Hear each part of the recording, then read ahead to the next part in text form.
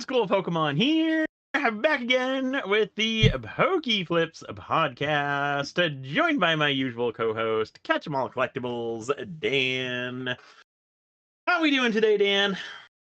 I'm doing good. I'm frantically scrambling here. Last minute setup. I don't know what was going on with our cameras, but we're good to go now. Welcome everyone from the premiere. It seems as if you were properly funneled over from there. I just do need to set up the highlighted chat and then we'll be good to go. So as always, we're here for the next, I think we're going to end it a little bit earlier than we historically have. I think we're going to go for 4 o'clock today and try to make that the norm moving ahead. Jake is inbound. Jake should be to my house sometime between 4 and 5, I believe. So Nick has preparation for his 24/7 365 eBay live stream that he's constantly running. He's probably got it running in the background right now. So yeah, we're gonna switch to just the 4 o'clock end time, but that still gives us a solid almost 3 hours to hang out. Yeah, plenty of time to hang out with you guys. Talk cards, talk life, talk fishermen versus bankers. Yeah. Where do you fall on the scale from fisherman to banker? I would put myself as more of a fisherman than a banker. I mean, maybe like 65% fisherman, 35% banker. That's quite a bit of banker in you. I'm 100% just a humble little fisherman. I'm just a good fisherman. Okay, what I always say, you're like 99% banker. I'm just a very good fisherman with the highest tech gear, with the best techniques. I mean, I can fish what 20 others would take to fish in a day. That doesn't make me not a fisherman. I'm just a really good one. Stupid light never turns on. Oh. But yeah, let me see who's hanging out in chat here. We got Ponga, we got John, we got Paul, we got Java, Brad, Brandon, Ghetto, Leaf Green Goblin, Professor Birch, Mr. Walrus. Love to see everyone in here. Thanks. Nothing humble about Dan, Mr. Walrus says. No questions. Feel free to leave your questions. One thing I can actually pull up if you want to talk about it a little bit. I think it's highly relevant to PokeFlipz. I imagine someone will ask about it at some point today. But eBay's new condition requirements. What are your thoughts on eBay's new condition requirements? Have you looked closely at that? I assume that's quite relevant for you when you're selling on like eBay Live. You have to be conforming to their condition standards, generally speaking, I would imagine. Yeah. I haven't looked at it too much. But I took a quick look at it and I do like it. I like how it's similar to TCG Player, but it's a little bit different where it's not exclusively near mint, light play, moderate play, heavy play. They do kind of say light play excellent because that's what I do. And it seems like their condition guidelines follow what I do, which is more so like what the PSA scale does. Like a PSA 7 card, I still consider that near mint because that's what PSA does. But on TCG Player, that would be considered like light play. Whereas on eBay, it seems like their light play excellent allows for a few more issues than on what TCG Player gave us. Yeah, I did not have my screen share set up yet, but bear with me for a second. I'm going to try to open the condition guidelines. Here we go.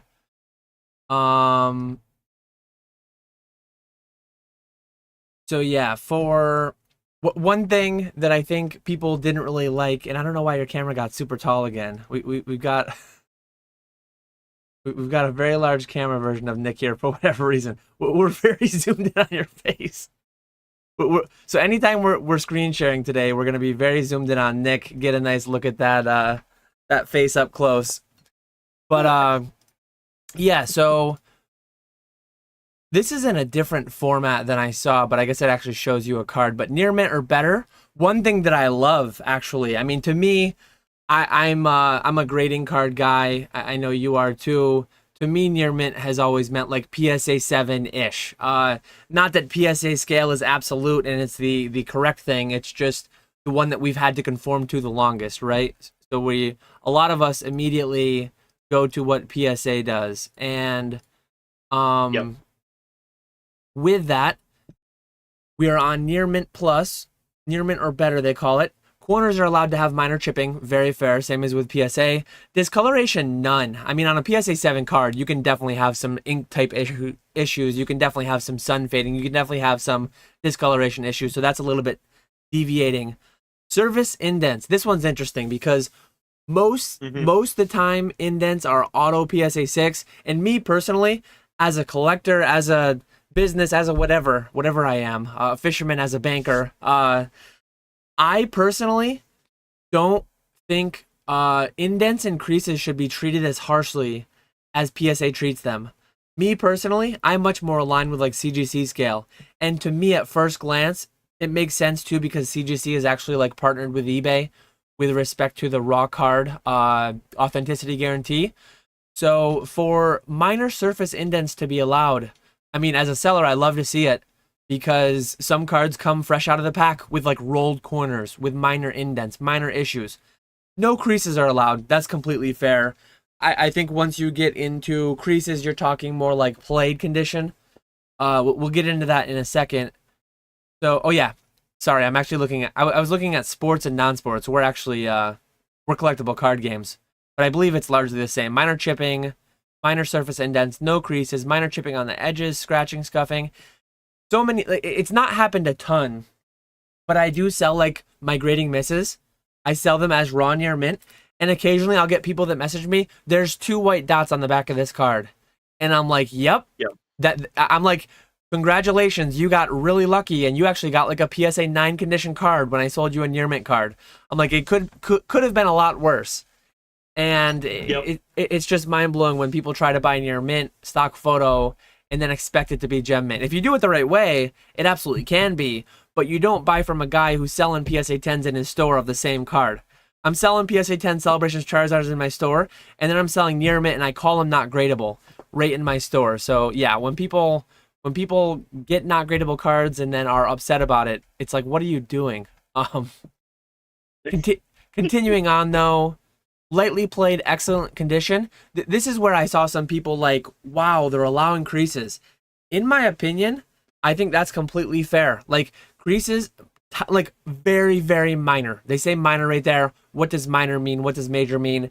It is fairly ambiguous. It is fairly subjective.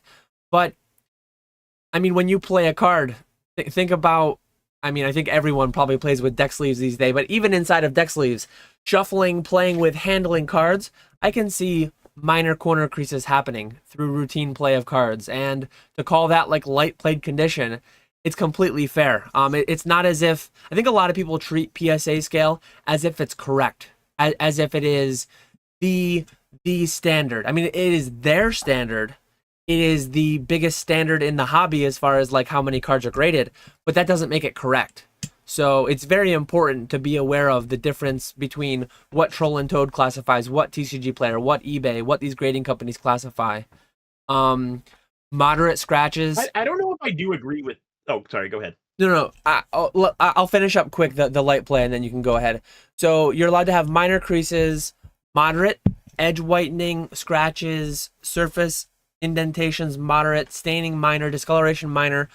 Corners, you're allowed to have moderate whitening / chipping. So when I read light played excellent, I mean, I think excellent on PSA scale is actually a 5. That's kind of right where I go to in my mind. So near mint is kind of like a 7+. Light played feels like a 5 to a 7. And historically speaking, I think a lot of people would call near mint, like there are some people that grade so harshly. Near mint would be like a 9, and then light play would be like a 7 or an 8. And I think these are very seller favorable, I guess. What were you going to go ahead with there? I like the near mint. I'm on board with the light play, excellent condition. I like that, except for the creases. Personally, any type of crease for me always goes to played condition, which I use near mint, excellent, and then played condition. So I would always bring that down to plate condition with any type of crease. So that's the one thing that I disagree with on that one. And then like for anyone watching the screen, moderately played, it just moves up. It moves up all the moderates from the light played section, moderate corners, moderate edges, moderate scratches. It moves all those up to major. You can actually have slight paper loss. You can have such bad scratches and scuffing that you can have paper loss. You can have moderate to major staining. A moderately played card, historically speaking, like these condition guidelines are worse than what I would have assumed, which kind of feels better on the side of the seller, to be honest. Nice thing about eBay, not always, but a lot of times you have like photo descriptions too. It's just funny because like if you talk to somebody who doesn't know the lingo of the industry, I guess, you ask somebody about their childhood collection, oh, like what kind of condition it is. It's in good condition. Well, that's a PSA 2. I've talked to people who had good condition cards that ended up being like gem gem mint, untouched, penny sleeve into a nine page pocket, that 9 pocket page, and then I've had people say their cards are good condition where they are actually like PSA 1s and 2s. So it's just it's very interesting to see. And then heavy played, I mean, the card can just be like PSA 1 quality. Everything can be major, multiple major creases, which I would have in the past, I would have called this damage. Like, I think I've always gone by like near mint, LP, played, damaged, where they're kind of, my old damaged will now become heavily played. I rarely sell cards like that one off. They're usually in big lots or something. My former played will now be moderately played. I can squeak a lot more cards that I formerly would have called played into lightly played now, it looks like. And then some amount of cards I would have formerly called lightly played, I can squeak into near mint or better. So yeah, just be wary of this. Whether you're on the buying side, selling side, the scale's not right or wrong. It's just the scale. It is, yeah, like every platform can have their own scale. This is what eBay's new scale is. So be ready to when you go through like authenticity guarantee on an expensive raw card, they will obviously be judging to their own standard. So just make sure you conform to that on the selling side. I was gonna ask you if you were not that you sell many raw cards, but if you were gonna change your condition to match eBay's. Me personally, I'm gonna keep mine the same. They're close enough where it's not super different, but I do think like what you were saying, mine is a little bit tougher than eBay's. But where I've kind of already built that reputation and people know what they're expecting when they buy stuff from me. I don't think it would be beneficial to anyone but me to actually change those standards and go along with what eBay's saying. Overall, I'll be slightly harsher on my cards than I have to be, just knowing how like the buyer side experience will be. But a lot of the cards that I'm dealing in, like my grading misses, I sell tons of PSA 9 quality Celebrations Charizards on my near mint plus listing. Like I will continue to sell, but some of them are also probably 8s. There's probably 10% of them that are actually PSA 7s. Probably 80% of them are 8s or 9s, with the majority being 9s, I would have to assume. So I mean, whereas you have thousands, probably at least several hundred near mint listings or raw listings in general, I probably only have like 30 or 40 Pokemon near mint listings. All my MetaZoo is all near mint plus only, so I'm not even going to deal in light played or heavily played. To be honest, I don't know if I'll ever even deal in. I'll probably only ever list near mint plus Pokemon cards as well. I don't think I'll ever go light play. I don't think I'll ever go like I guess unless it's gold stars or something of that nature. But even then, I'll probably just throw it in a CGC case to not have to deal with selling it raw. I'll probably just pay the $960 whatever it is, get it inside of a CGC case. That way, there's no dispute over condition on a card that valuable. Yeah, exactly. And that's kind of what I switched to as well. Everything buy it now is near mint or above. All like the lower grade stuff, I used to do through like regular 7-day auctions, but now that's switching over to the live streams. Ghetto says, "What's your favorite fish to eat?" I love seafood. I'm not a big fish guy at all. Like fish fry, haddock, I can go for it. Broiled, baked, any kind of haddock anyway. It's more of like a mild fish. Salmon, things that have like a super fishy taste, I'm not all about. But you start talking crab legs, shrimp, scallops, clams. I'm all about all the other sea creatures. The other sea creatures. I'm Yeah, much. for me it would I'm the same way. I'm not a huge fish person. Haddock, fried fish, I like that, like fish sandwiches, stuff like that. But as far as other fish, not a huge fan. I do really like. It's gotta be like you gotta catch it yourself, but bluefish, so good on the grill. Put it in some aluminum foil. Do some onions, peppers, butter, olive oil, salt and pepper. So good. I haven't in quite a while, but yeah, catching perch. Perch are quite small fish, but perch are very delicious. Catching them, eating them that night over the campfire in some tin foil. Done that several times. Fresh, self-caught fish. Definitely feel better about that than like I never get fish out of the restaurant or anything unless it's a fish fry. Much more of a red meat guy. So maybe I'm the parable of the hunter. I mean, you could do the same parable with a hunter and with a banker, right? I'm just I'm out here hunting deer and antelope and elk and caribou and Okay, over there. Brad like that close-up view. He wants to keep it zoomed in for OSP. Please don't. uh Oh man. Professor Oak said he thinks he saw someone unsub when we got the Zoom cam. It's funny because on my end, the subscriber count is actually right under the live chat. I saw the number move. I couldn't tell if it went up or down though. It went down. Someone's not an OSP fan. That's funny. Uh,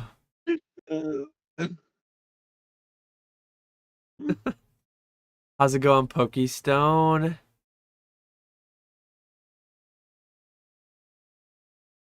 It's wild to have a condition description that covers 4 grades.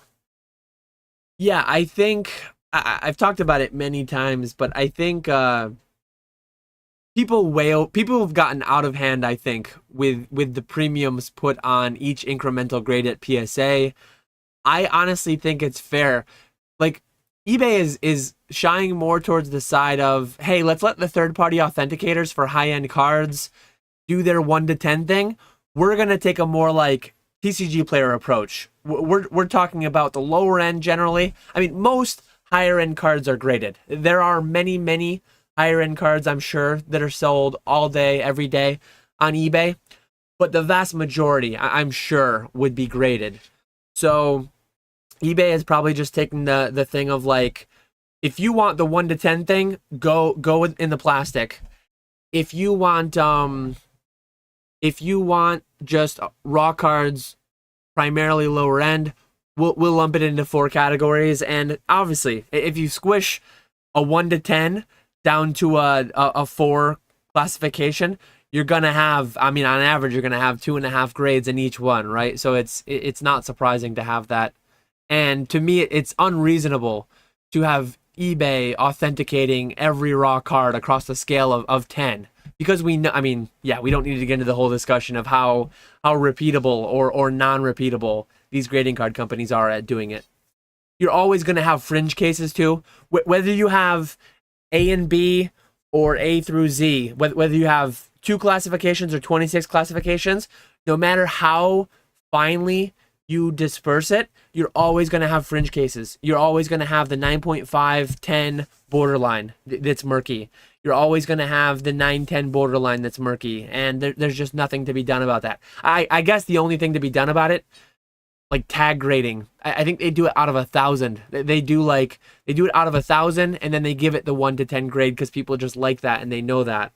But yeah, that's all like the robotic computer grading, whatever. I don't know. Maybe someday we'll get to that.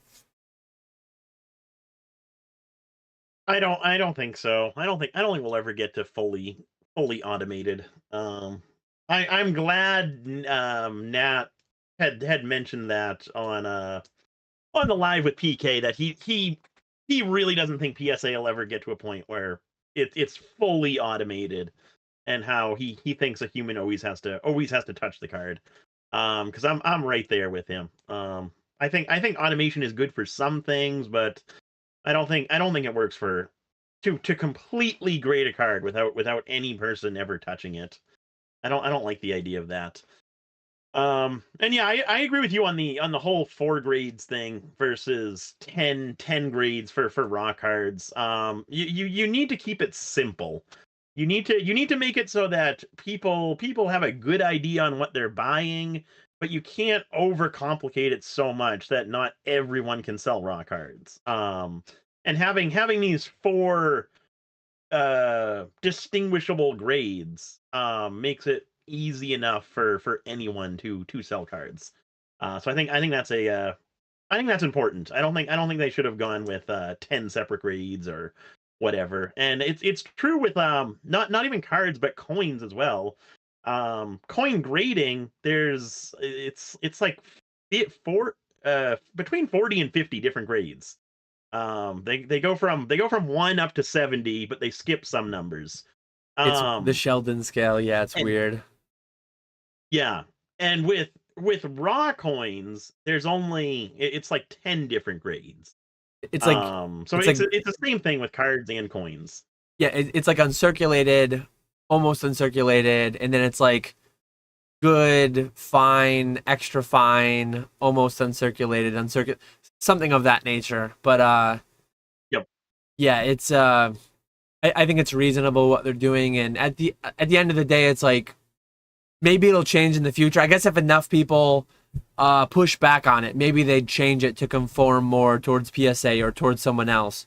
But as of right now, that is what we are being like governed by. If you're buying or selling on eBay, it's only reasonable to expect based off their current condition guidelines. So yeah, just arm yourselves with the information to know what your expectations should be. I am curious. I wonder, because TCG Player, before eBay bought them, came out with like a super in-depth condition guidelines and condition standards, and theirs is more strict than eBay's. So I do wonder, now that eBay owns TCG Player, I wonder why they didn't bring TCG Player's guidelines over to eBay. And then I also wonder, is eBay going to switch TCG Player standards now?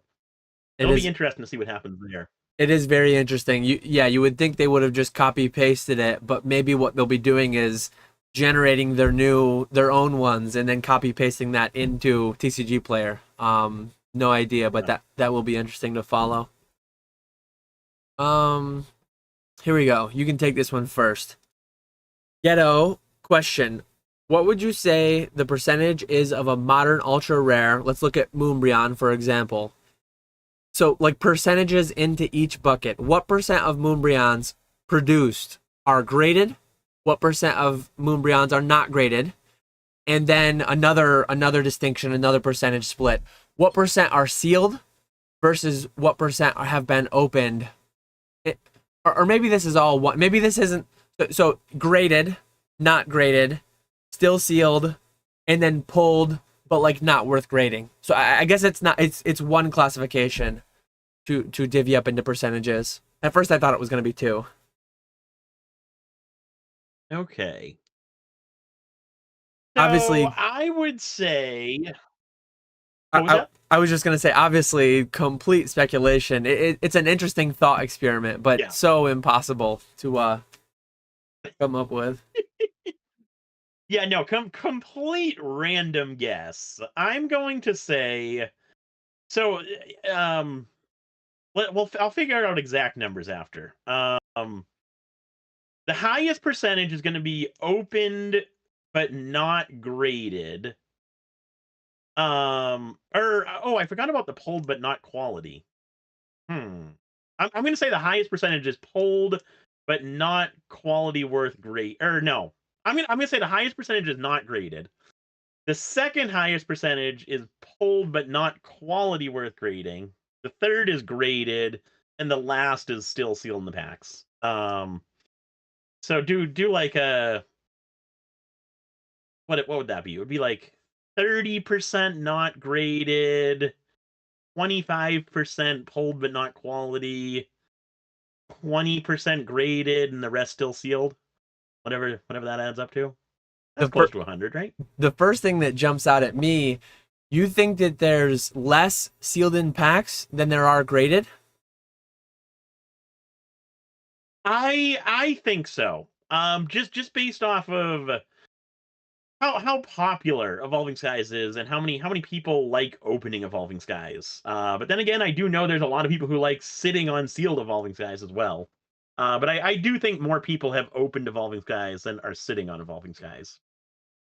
Yeah, I think vastly the highest, which I think this was your number one as well. I think not graded is the highest. So I think there have been more open than remain sealed. So I think not graded, like kids who pull them, people who pull them who just don't grade, people who have them in their master set binder, in their binder, whatever. A lot of people don't grade.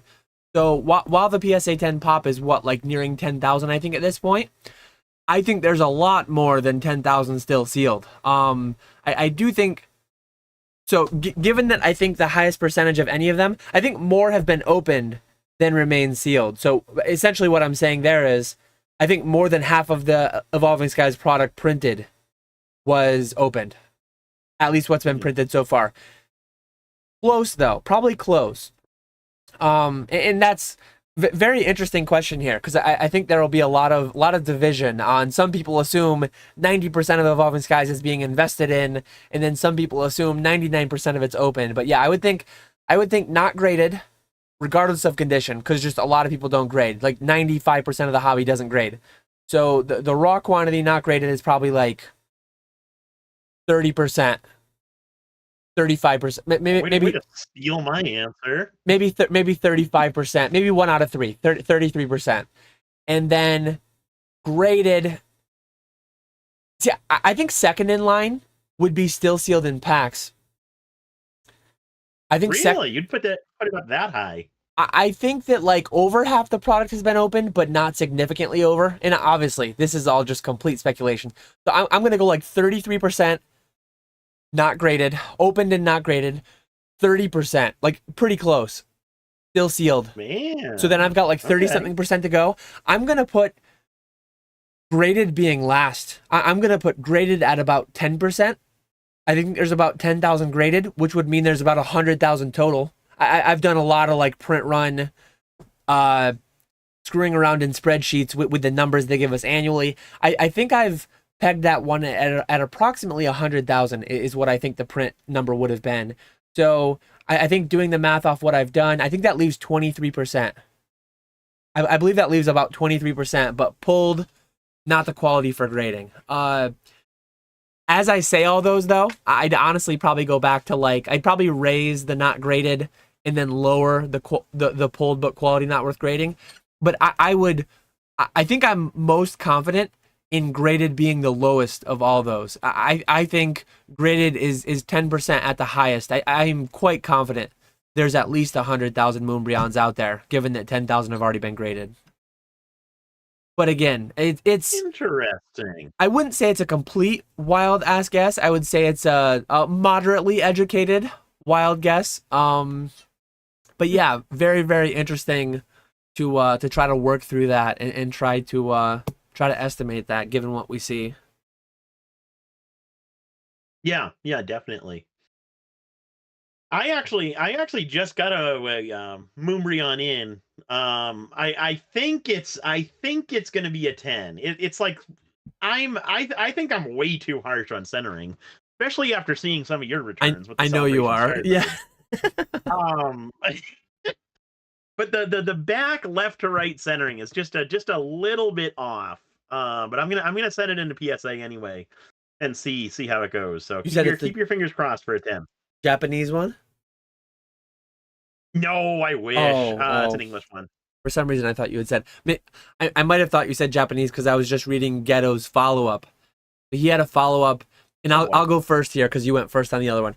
And then, what do you think the full amount printed is for each ultra rare estimate, and how much more is this number for English versus Japanese? Do you think? English versus Japanese is where I go from like a moderately educated wild ass guess to a complete wild ass guess. Like I have no idea the English to Japanese. So I will first say I think in the mid eras, like Gold Star era, maybe Heart Gold, Soul Silver, somewhere in there, I think that there were certain set cards, certain chase cards that may have been around 50,000 quantity. I don't think there have ever been English printed chase cards, set cards that you could pull from packs. I don't think there's ever been any really that would fall below like 50,000 print quantity. Somewhere in approximately, very approximately. I think that today, per what I'm seeing, per what the pull rates are, doing a little bit of backwards math from 9.7 billion, I think they're printing at least 100,000 hits. So 100,000 Moonbrians, 100,000 of any like top tier rarity card. Subject to a very wide variation, but Japanese, I can't even tell you if it would be higher or lower. I'm not familiar enough.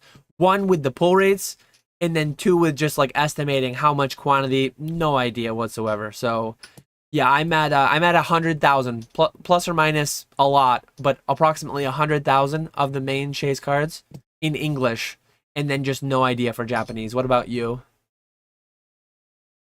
Um, you've spent a lot more time looking at the print runs and figuring out like roughly how much of each set is printed and all of that stuff. So I'll just take your word for 100,000 of each card, because I have absolutely no idea on that.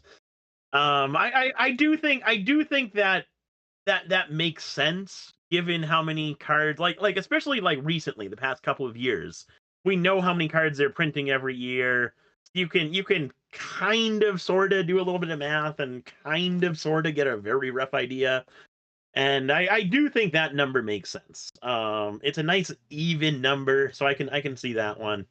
And then as far as like Japanese versus English, I'll throw my hat in the ring on that one. And so my thoughts would be, obviously there's a lot more people in America than there are in Japan. USA is a lot bigger than Japan. But I do think the English print runs are a lot larger than the Japanese print runs. But on the other hand, Pokemon is a lot more popular in Japan than it is in America. Pokemon it's literally everywhere in Japan, whereas in America you have a huge percentage of the population who doesn't care anything about Pokemon. So how much bigger would it be? I would say I'll say like English would be like, let's see, I'm gonna say like maybe like 60% English, 40% Japanese, something along those lines. I I think it's a little it's kind of close to like a even amount 1 to 1, but I do think English has a bit more than Japanese. I actually in my behind my evil paywall, I have a print run presentation that I did, and in there I have a spreadsheet that actually allocates. So at the time that I last updated it, we were on Astral Radiance. I do need to put in the new 9.7 billion number because the last time I updated it was the 9.1 billion number prior. So at that time there were 43.2 billion cards printed. I looked at English only, and I estimated that there was 65% of product being printed into English, 35% being other, because not only do you have English and Japanese, you have like 11, 12, 13 languages, whatever they're doing it in. And then some they historically did it's so crazy because like Spanish was first edition base and it was some of the WotC sets, but then it wasn't a lot of the sets. Then it came back around Heart Gold, Soul Silver. Like depending on the language, English and Japanese I think are the only ones that have always been there, and then certain languages have had different sets throughout. But I had said earlier, I think I had said earlier about 50,000 for chase cards from the EX era. I actually have it more like 15 to 25,000 for some of the earlier sets. And again, it's all estimations, subject to a wide variance. But one thing I did with this spreadsheet, you can actually go in and you can put in your own assumptions. You can put in your own numbers, and it will do the math for you, and it will tell you like, oh well, if that was the case, well now it's 60,000 of each gold star from Delta Species. Well now it's 30,000 of each gold star from Delta Species. Changing a couple numbers, a very small factor, can have a drastic effect, obviously. So there's just so many unknowns that it's an exercise that's very interesting to do, but like how much use you actually get out of it, I don't really know. That's why I haven't updated it in a year. Because anytime I go into the spreadsheet, I stare at it, I play around with the numbers, and it's like you can make them say kind of what you want to. Someone who's heavily invested in gold stars can fiddle with a couple numbers, make a couple assumptions, and then make it look like gold stars are twice as rare as I may think they are. They might be able to make them 10 times rare than some people think they are, per their own assumptions and everything. So yeah, it's interesting, but I did quickly look up too. I had no idea what the population of Japan was. 126 million. That's higher than I would have guessed. We're at about 331. That is a lot so higher than I would have guessed. yeah, like I've seen the number now, so I can't go back in time and like I can't make a guess, but I probably would have guessed like 50 million or something if I had to. Mm-hmm. But yeah, they're higher than I thought. Anyways, though, very good series of questions there, Ghetto. Thank you.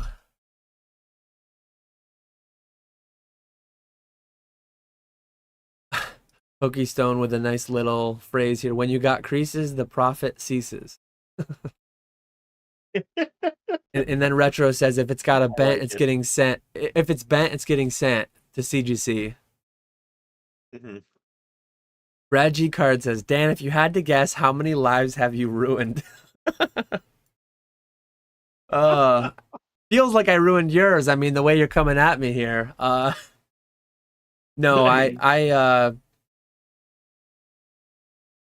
yeah, 2020 was a scary time, and I sold people stuff that went down a lot, and they would have lost their money some other way. I have to believe just some of the things they were saying, some of the questions they asked around what they were buying. It's like they were looking to get rich quick, and I mean, if they still have the cards, they're down 80 or 90%. But what can you do? Just keep telling yourself that, Dan. Yeah.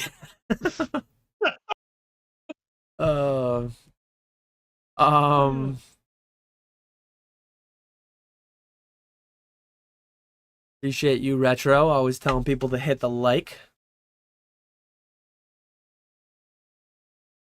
Oh, people talking about the whole Instagram thing. Yeah, what are you now? You're old school PKMN? No, I just went with PKM. I didn't know whether I should put the N in there.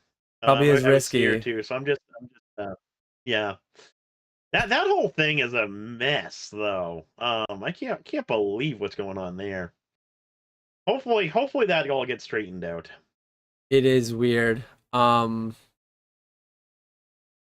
Yeah, I watched a part of a couple of videos about it, but I don't think I'll be swept up in that. I mean, Ketchum obviously is yeah. I think there's a lot between what's out there versus like I'm a long way down the line if and when they're gonna get that far. It's like then they're gonna scoop up every Pokemon species name first. They're gonna scoop up a lot of things first, I would think.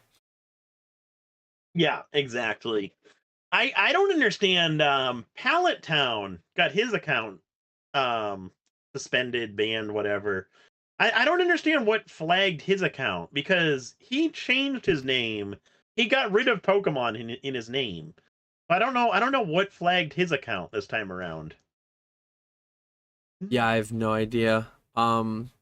Just goes into like diversifying your revenue streams. If your only revenue stream is built through Instagram, just be aware of it. And I don't know what steps you can even take to prevent something like that, because I mean, even PokeRev getting hit and not really seeming to have any information, I would think that he would be at the Yeah. size account where he could get maybe a little bit better customer service, a little bit more direct access to people. But it didn't sound, I actually watched part of his video. It sounded as if he had no idea. He didn't have the ability to like reach out to anybody and ask. And if anyone would, I would assume it would be him. You would think, yeah, with how big of a following he has. Yeah. But yeah, even he didn't seem to have any information. A lot of people talking about fish. Walleye's delicious. The only use for bluefish is bait for catfish, says Danazard TCG. Grouper, snapper, yellowtail, mahi. Ooh, groupers one I didn't even think about, because I don't think I've that's ever had grouper. we don't get it up here, but when I go to Florida, they have it everywhere down there, and that is really good. Nice grouper sandwich, so good.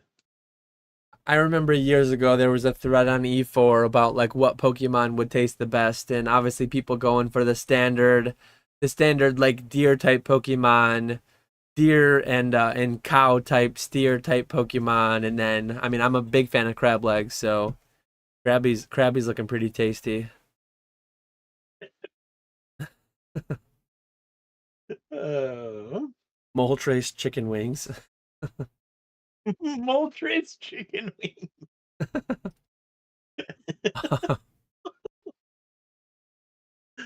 Deep fried Al Oh. Creamy.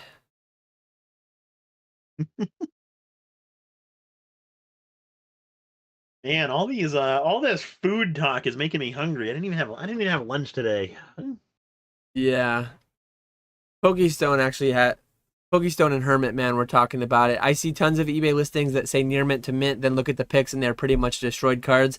I think what people do is like I have a Charizard listed that's near mint to mint. Like I call my near mint plus, I believe I call them.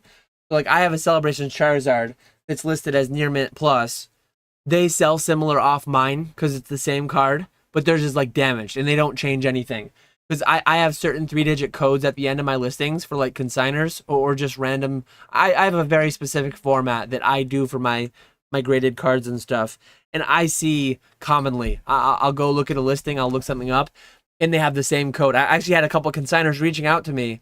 They're like, "Hey, my code is this.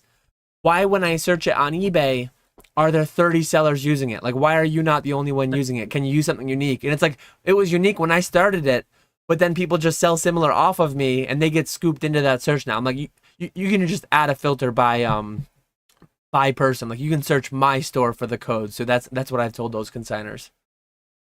Yep, yep.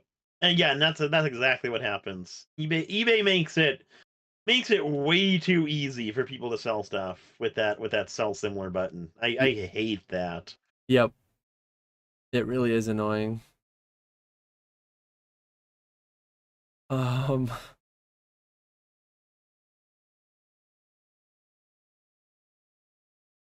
Here we go. Brandon Haller says, "Do you think in 5 to 10 years the Moonbrian will be the most expensive alt art of Sword and Shield, or will be dethroned by the superior art Giratina, or maybe something else?" I'm Ooh. going Moonbrian. What about you? Yeah, I think it's gonna be the Moonbrion. I don't think anything can dethrone that card at this point, especially the Giratina. That is a god awful alt art. I can't stand that card. Um, I don't know why that one's so popular. I really don't like the look of that one. Sorry, Brandon. Hate to say that, but it's true. But yeah, no, I think it always will be the Moonbrion. I think there's way too much hype around it right now for that to completely die out and something new to take over. I got a nice little I like Moonbrian it. sitting cutie up by my Moonbrian investment piece. Uh, Kako says, when I last calced based on the numbers that they give us, there should be approximately 120,000 Moonbrians printed. Of course, it is just speculation since we don't have the real numbers. So yeah, that's someone else doing an independent analysis, coming up with approximately what they think. I was at around 100,000. They're at around 120,000. That doesn't mean that it's certain to be, but when you see two independent people doing their own estimations, however they're doing it, it leads you to believe that it's reasonable.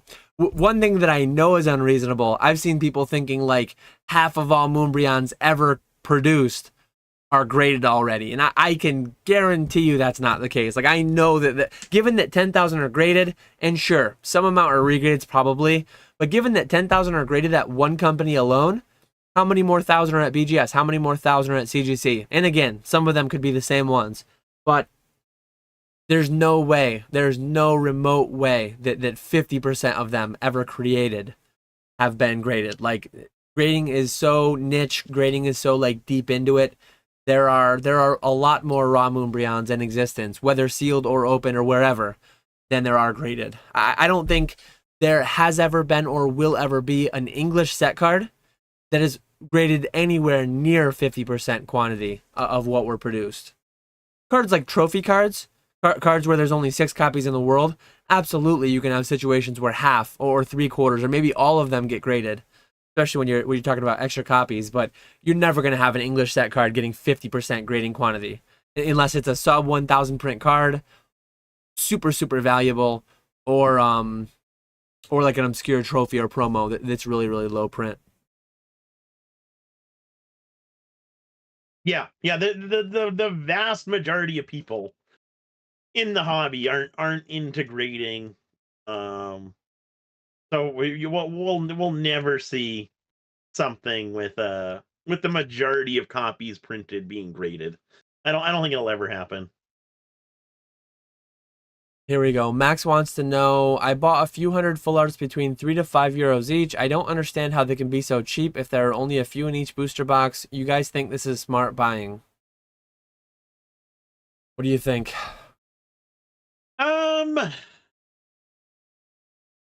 The full arts. I don't know. I don't know. There's a lot of those cards that have really nice artworks on them, and that I really like, that are cheap. But there's also a lot of those cards out there. Even when you're talking about the alt arts and the biggest chase cards, there's a ton of those cards out there. So with the supply, are the full arts going to be able to increase more? I'm not sure on that. I think you're almost better off with the alt arts. Now that pricing on those is kind of settling down. We're not seeing the craziness that we were seeing a few weeks ago on a lot of those cards. So I do think there might be some opportunity with some of those. But as far as like the full arts go, I'm not sure on that one. I can see those increasing a little bit over time, especially like some of the more popular ones. But I do think there might be better opportunities with like the alt arts and stuff.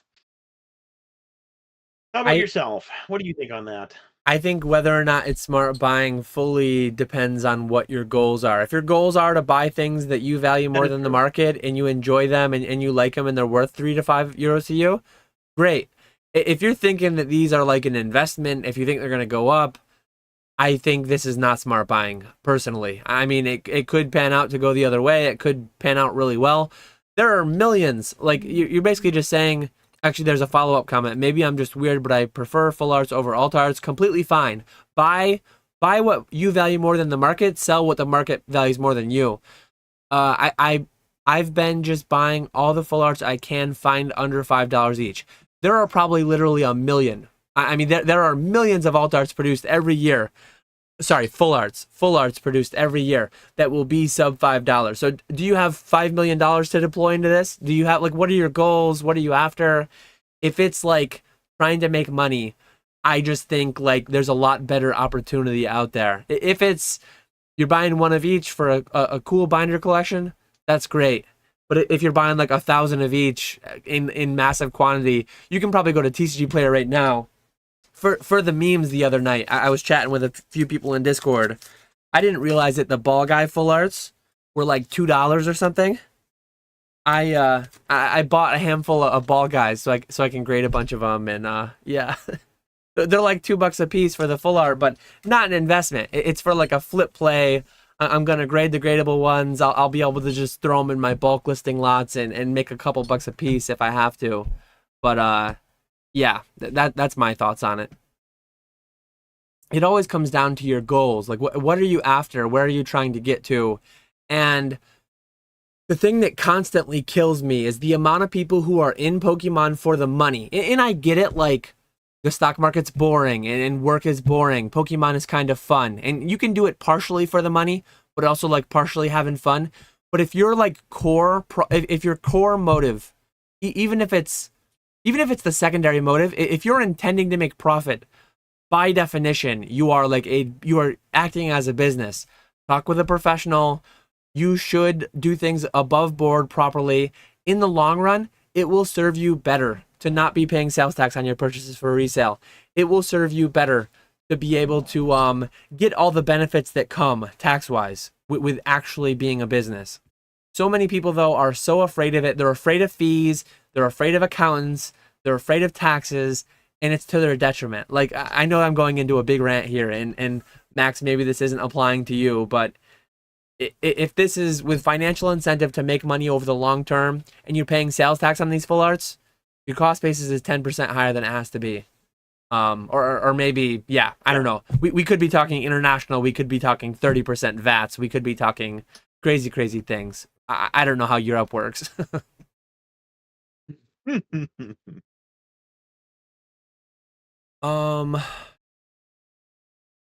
Hermit Man 1 says, what would be a better pickup to flip? Celebrations UPC, Team Up ETB, or Evolving Skies Booster? I think peak liquidity would be in the Evolving Skies booster box, but the better pickup to flip would be the one that you can get the better margin on. I mean, I would accept a lower margin. What if you're paying market right now? Which one's better? Paying market is never the best thing to do to flip. I mean, he's talking about flipping. If you're investing, you're buying at market or maybe slightly below market, hoping that market moves up and then you're selling. If you're flipping, you're buying under market to sell at market. So I would buy the one. I mean, liquidity is always a big factor. So I would accept less of a margin on an Evolving Skies booster box just because I know the liquidity is a lot higher. I could probably move 10 cases of it same day to various streamers or whoever. I could probably have 10 cases of it gone at or 95% of market or something pretty quickly. Whereas with like the Team Up ETBs, I think that's the most niche out of all of them. I would want to demand the highest margin with that one because I think that would be the one most prone to sitting and not being quite as liquid. What about you? Yeah, I was gonna say the same thing. Team Up, the ETBs they're popular, but I think their time has passed. During the whole hype when you were selling your ETBs, ETB pricing was absolutely insane then, and I think it's cooled off a lot since then, and I think it'll continue to cool off.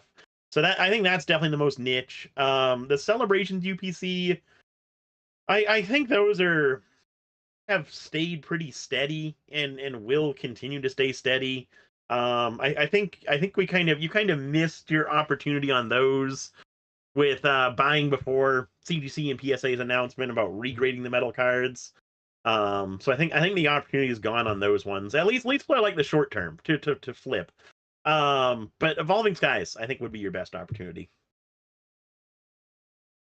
Pokestone says, just change your name to Old School Pokemon. There we go.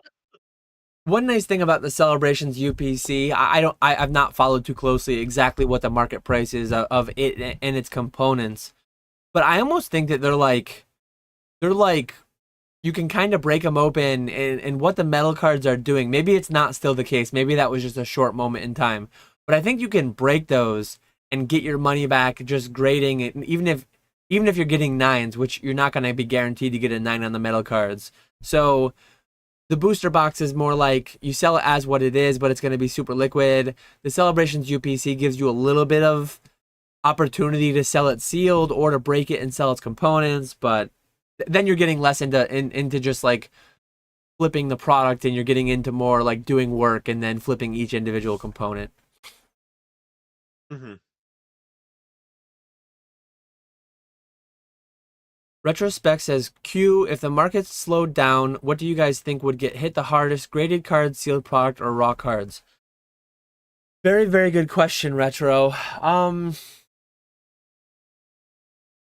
A lot of it depends on how each the answer everyone always loves, right? I'm going to hop up on the fence here, and I'm going to say it depends.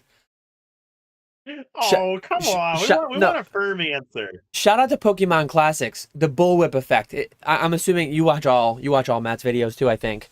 He made a great video on the bullwhip effect. So if and when the market slows down, if PSA continues to pump out 10 million cards a year, if PSA increases to 15 million cards a year, and if Pokemon is smarter, say Pokemon goes from 9.7 billion cards printed, the market just falls off a little bit, gets a little bit cooler.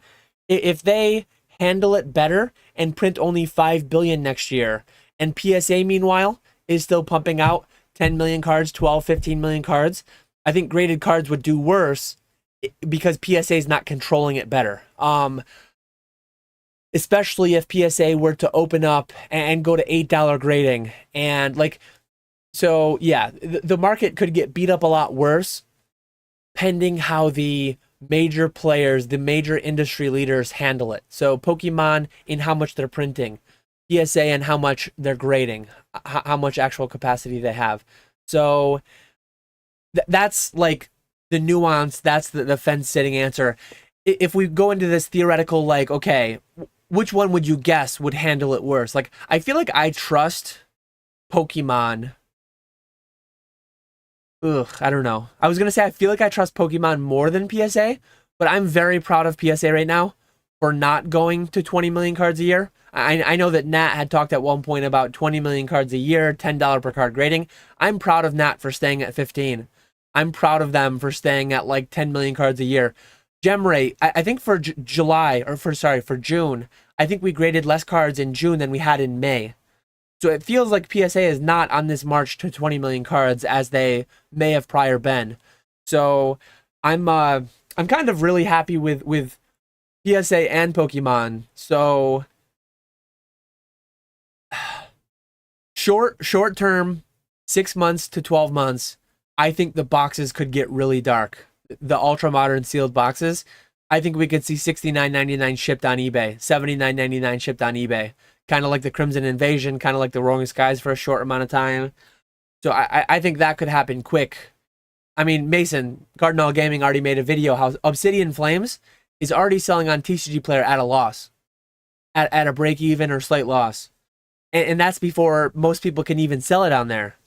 So we're going to have 3 successive sets where they're just not moving for any kind of profit. And they're staying on the shelves as historically would happen, being available. But that said, like, yeah, graded cards can get destroyed too. So it's hard to just say which one would get hit the hardest. They could both be hit very hard. Floors don't exist. The floor for all... my goodness. The floor for all this stuff is 0, but I think the theoretical floor for graded is probably higher. I think graded cards could go to 0 quicker. So I guess I think sealed products will do best. But they could still be pretty bad. That wasn't even the question. It was what was worse. Graded cards would get hit the worst. Sealed products would get hit the least, and then raw would be in the middle. Sorry. It took me a lot of ranting and rambling in circles to get to that. I was thinking it through live. It was a very good question. Very good question. Well, I'm glad we finally got an answer out of you. I was afraid you were gonna sit on the fence there. And my answer was gonna be I agree. It could be any of them. No. You got to start out. I think you got to perch up on the fence. You got to get the lay of the land. I mean, there's a good vantage point. I'm pretty tall, but when I'm on a fence, my vantage point is even better. So that's where I always like to start. I like to be conscious of people's time and not ramble on for a half hour. We got an hour 45 to go still. Come on, I'm just trying to stretch out that time. Yeah, we have a few more questions to get to too. No, I think by far graded cards. The best part about the hobby, opening sealed product. So if people do get on tough times, they're gonna cut out. I think they would cut out graded cards. Whereas sealed product, I think would be the safest option because people love opening packs. It's a lot of fun opening packs. So even if you're only buying a few packs, you're still doing something. So I think sealed product is always going to be safe, quote unquote. And then I agree with you, raw would be in the middle. Because you're still getting those same cards that you could get as graded cards, but you're paying a fraction of the price. Um, so that's where I would put everything. You got there quicker just because I laid out the proper answer after my thorough analysis. uh, That's what it is. Here we go. We got Snuffleupagus in the chat. Snuffleupagus says, I'm about to send my first ever submission to get graded. I plan to grade quite a bit more in the future. Would it be a smart move to purchase the membership for CGC? It's just a math problem. I believe it's $12 for public grading, and I believe it's $9.60. So a $2.40 discount for having the elite membership. I want to say the elite membership is like $300, but I think you also might get a credit. So say it's $300, but there's no credit. Your break even would be like 120, 130 cards. So if you're going to grade that many, get it. You'll save money overall. If you don't know whether you'll grade that many or not, maybe grade a handful first. Maybe grade 10 or 20 to start. I don't know what the minimum is at that $12 price point, but you can always start out by grading a few. Maybe you hate it. Maybe you just decide for whatever reason when they come back you don't want to do it anymore. Well, then you save the $300. But if you know for sure that you're going to grade 150 plus cards, like buy it now and just save money. I mean, that's a financial advice answer to spend less money on the same thing. Yeah, it's a lot like the eBay stores. And before trading cards had so many free listings, selecting which eBay store you wanted just depended upon how many listings you have on eBay. Because everything else was the same. So it really is just how many cards are you going to be submitting into CGC. One thing I will say that I got screwed over on a couple of times is make sure you don't set up auto renewal for the CGC memberships, because I was a member for I signed up originally, and then it got auto renewed 1 year, and then I think it even got auto renewed a second year before I finally disabled that. So make sure you don't have that set up, That's good financial just in advice. case you don't want to renew. That's good financial advice in general, like just good personal financial advice. Be mindful of subscriptions. There's a reason a lot of the world, a lot of businesses are going towards a subscription model, because why sell someone something for like $60 when you can just sell it to them for $8 a month forever? And I recently realized that I still have a Dash Pass, I believe it's called, for DoorDash. During the pandemic, we were using DoorDash quite a bit more, so we got it. And I think the last time I ordered it was like 4 or 5 months ago, yet I'm still paying for the Dash Pass subscription. So I need to look into whether or not I got an annual one or I was doing monthly. I don't even know. But I did recently think of that. Just so many annual, monthly subscriptions that just hang out in the background and you forget about them. Yep. Be wary of that.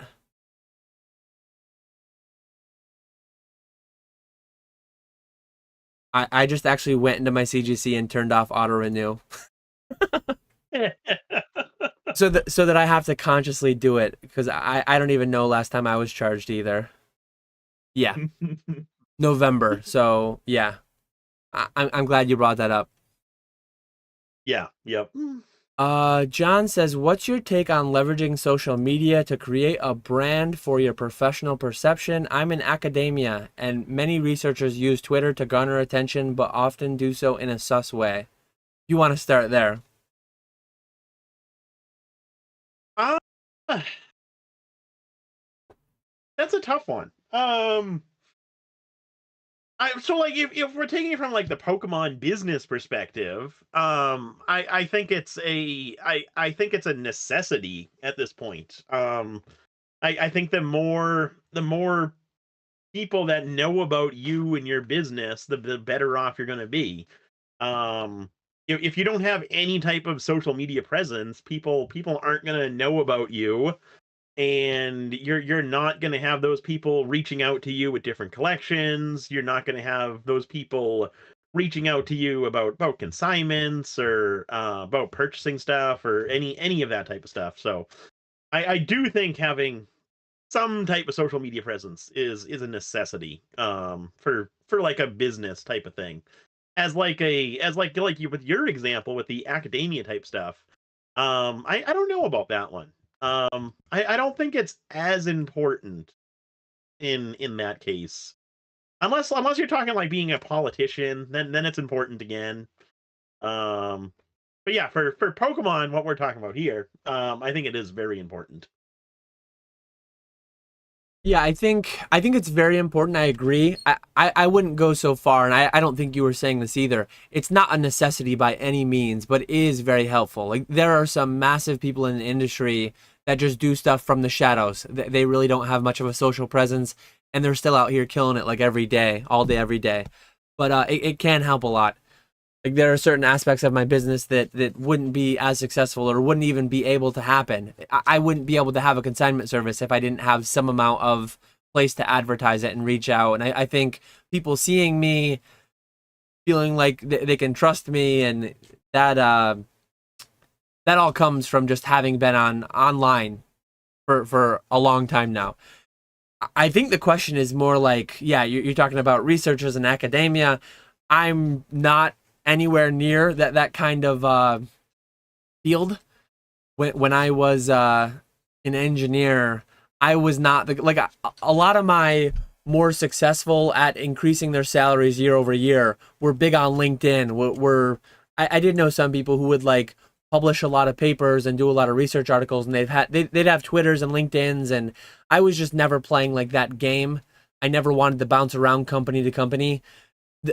I don't know exactly what you're referencing, doing it in a sus way, but they're probably like almost trying to go viral in a way, putting out some like hotter takes, and the whole whether or not you believe in the whole like there's no such thing as bad publicity.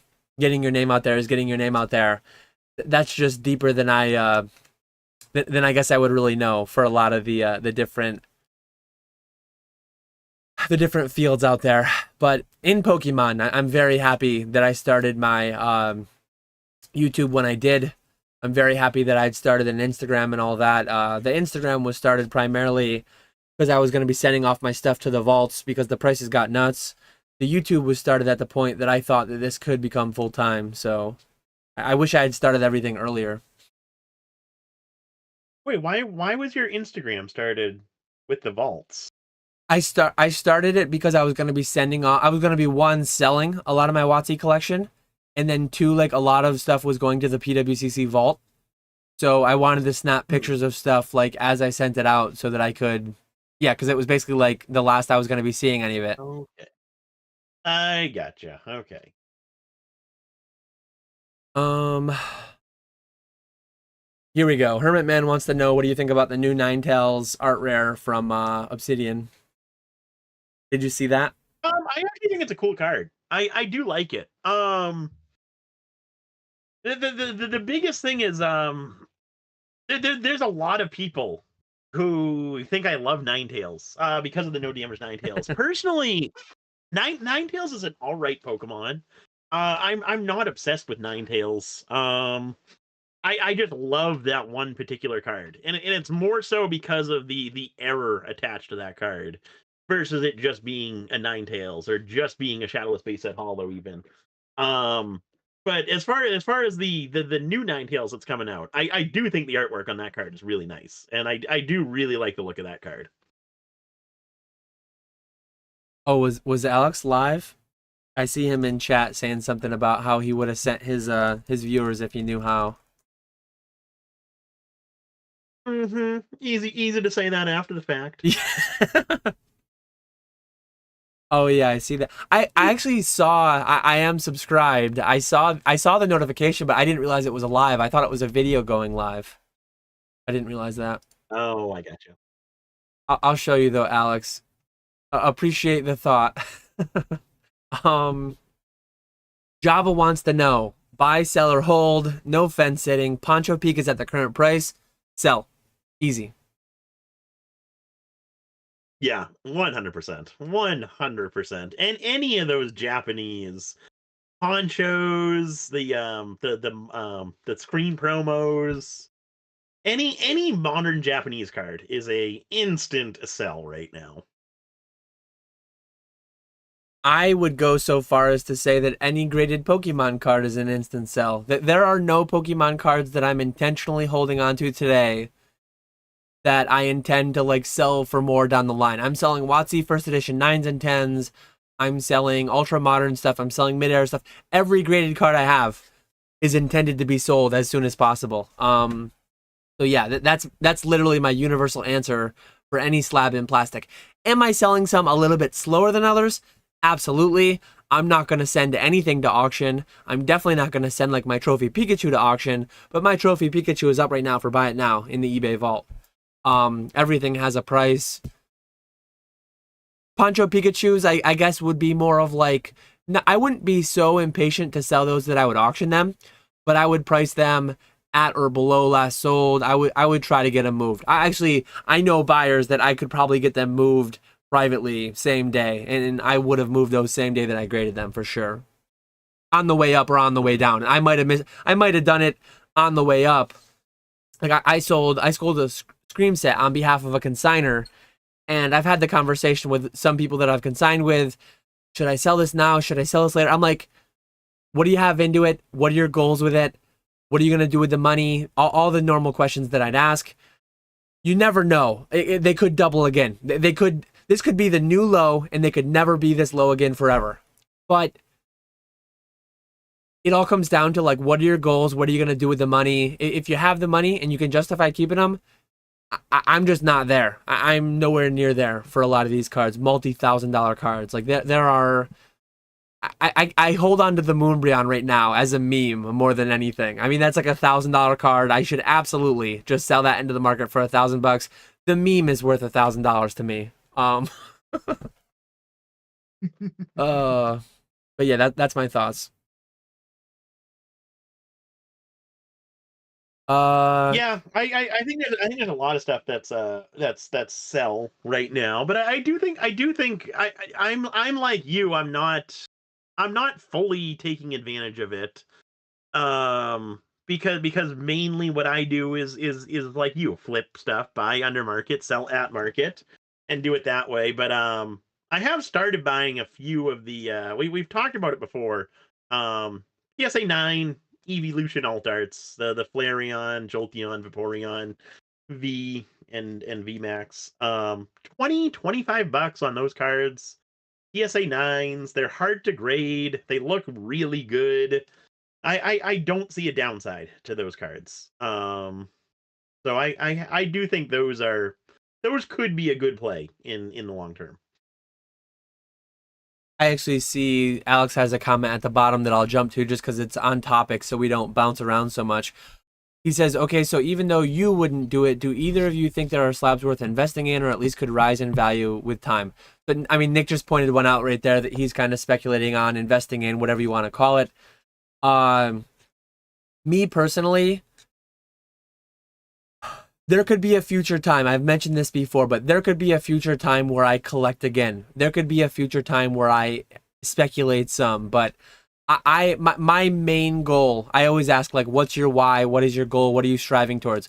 My main goal right now is to get to a firm number in investments that I'm not yet to. And that's like where I'm putting all my money towards that. I'm doing it in a bit slower way, going in through tax advantage accounts only primarily. So if and when I hit that goal, maybe I'll have more cash flow that I can allocate towards, okay, I can reel back off the investing and I can go like traditional investing and I can go more into other things. I can hold some things more closely. I'm just not there right now. If your question is, are there any theoretical people out there who have the amount of money? Like, absolutely. There are probably slabs that you can buy today that will give you a great rate of return increase over the next 5, 10, 20, 25 years. Just, I'm not personally there. I think many people investing in slabs are not in a financial position where they should be doing that. And I know that's getting into the territory of like telling people what they should do with their money. But if you're paying 25% interest on a credit card and then investing in Pokemon, that's just like, to me, so crazy.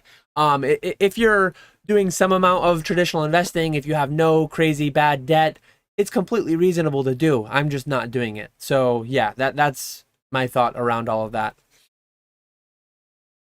I'm calling it now. You will never get back into collecting or investing.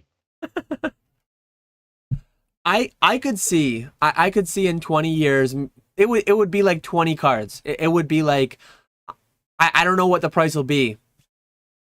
If the price is down, I could definitely see myself getting back into having a little bit of a collection again.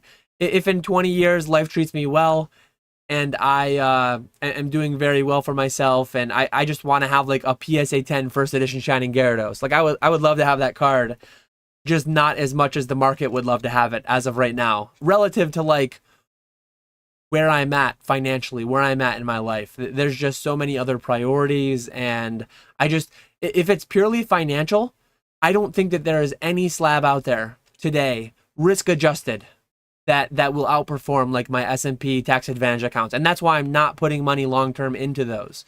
Short term, 2 to 5 years, flipping, speculating, things like that, it's all semantics. I don't call that investing, but yeah, I'm short-term investing into ultra-modern sealed of some kinds. I'm short-term holding on to certain slabs and not really holding on to them, but like pricing them higher than the market because I think the market will correct on them, relatively speaking. But that's all getting into like a lot of shades of nuance. Mm-hmm. I don't have retro. I don't have no. I do have. So it's intended for the eBay vault. I have a Shining Gyarados right now that is not listed. I don't want to list it on my eBay and pay 12% when I can send it into my vault and pay a lot less than that. But I also don't want to send it into my vault today because I want to be able to send twice monthly into the eBay vault on behalf of my consigners. And I might need that money to bleed in my consigners cards. So I'm in a weird like spot with that. I feel like very, very short term, if I've got to hold side by side, like I think that's a $1,500 card approximately. If I have to hold side by side $1,500 worth of Celebrations Charizards or $1,500 worth of the Shining Gyarados, I think the price trajectory over the next 6 months is a lot better on the Shining Gyarados. So I'm comfortable having that not listed. For the next 2, 3, 4, 5 months, having that not listed, but knowing that I will ultimately get it into the vault along with some of my consignor cards, completely comfortable. I don't think the bottom's going to fall out of that. It absolutely could, but I think that's some of my least likely inventory to have the bottom fall out of in the short term. But that card will be coming to the eBay vault. That card will be being listed sometime this year.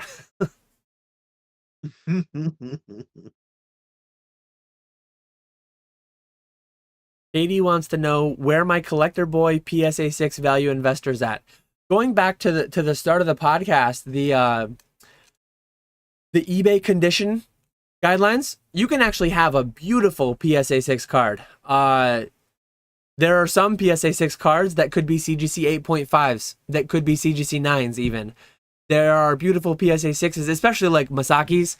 Some of those indents, they would qualify for eBay near mint. They would qualify for CGC 8 to 9 grades. That's where getting back on like the whole, like, I'm assuming it's mostly a meme question, but there is actually genuinely, in my opinion, some value on PSA 6 otherwise mint cards, especially if you arbitrage grading scales. There are PSA 6s that will absolutely grade BGS 9, CGC 9. So, I mean, some people make those plays. Uh, yeah, there's certain 6s that like Masaki promos with the indent on the back. So some of those cards are mint minus a little indent, so they look perfect until you like really start to look at them. But yeah, for the most part, if you're talking like normal 6s, I would just rather binders at that point. Unless you're talking like a big card, like your Gold Star Charizard, your first edition base Charizard, stuff like that. That's expensive regardless of the grade. But if you're just talking like normal set cards, I think if you're talking PSA 6s, I would go for the binder route. But I've always been a binder collector. I'm going back with Retro in the chat. He says sometime this year, the year's 2/3 over. I only got that card back from the PWCC vault in May, and I took it to Dallas. It was for sale in Dallas, just no one bought it. Before the memes come, no one's gonna buy WotC at Collecticon. I sold well into the 5 figures of WotC at Collecticon. Very, very nice cash sales. That one didn't sell, but a lot of crystals sold, a lot of shining sold, a lot of good stuff sold. But anyways, continuing on. Hermit Man 1. I guess this applies to both of us since we're both paywall, evil paywallers. If you want to shout out what you got going on tonight, Hermit Man 1 wants to know if Pokemon takes a dive, would your Discord prices go down? I guess we can relate this to both of our Patreons. Separate Patreons, too.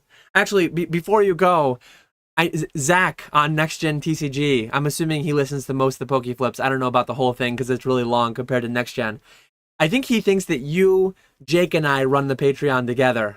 There's definitely, I think Rusty for a long time actually thought that we worked that together. But Nick has his own Patreon with Pallet Town and Crystal, and then I have one with Jake. Yep.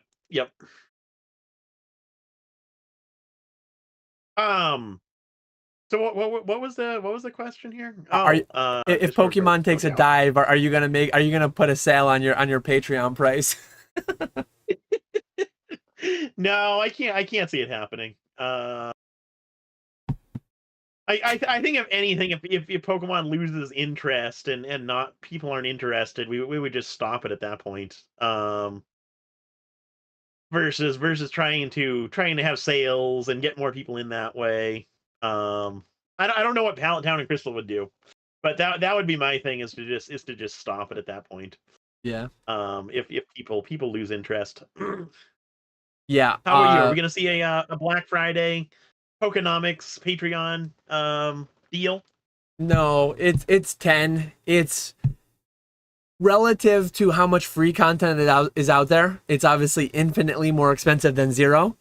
But relative to like how much do you have to learn or find or see to justify like $10 or $120 a year? Like $120, you can buy a Celebration Charizard, grade it, and sell it for $120 profit. That said, it's a product. You don't have to buy it. It's there if you want it, but you don't have to if you don't want it. It's $10. It's gonna stay $10 forever.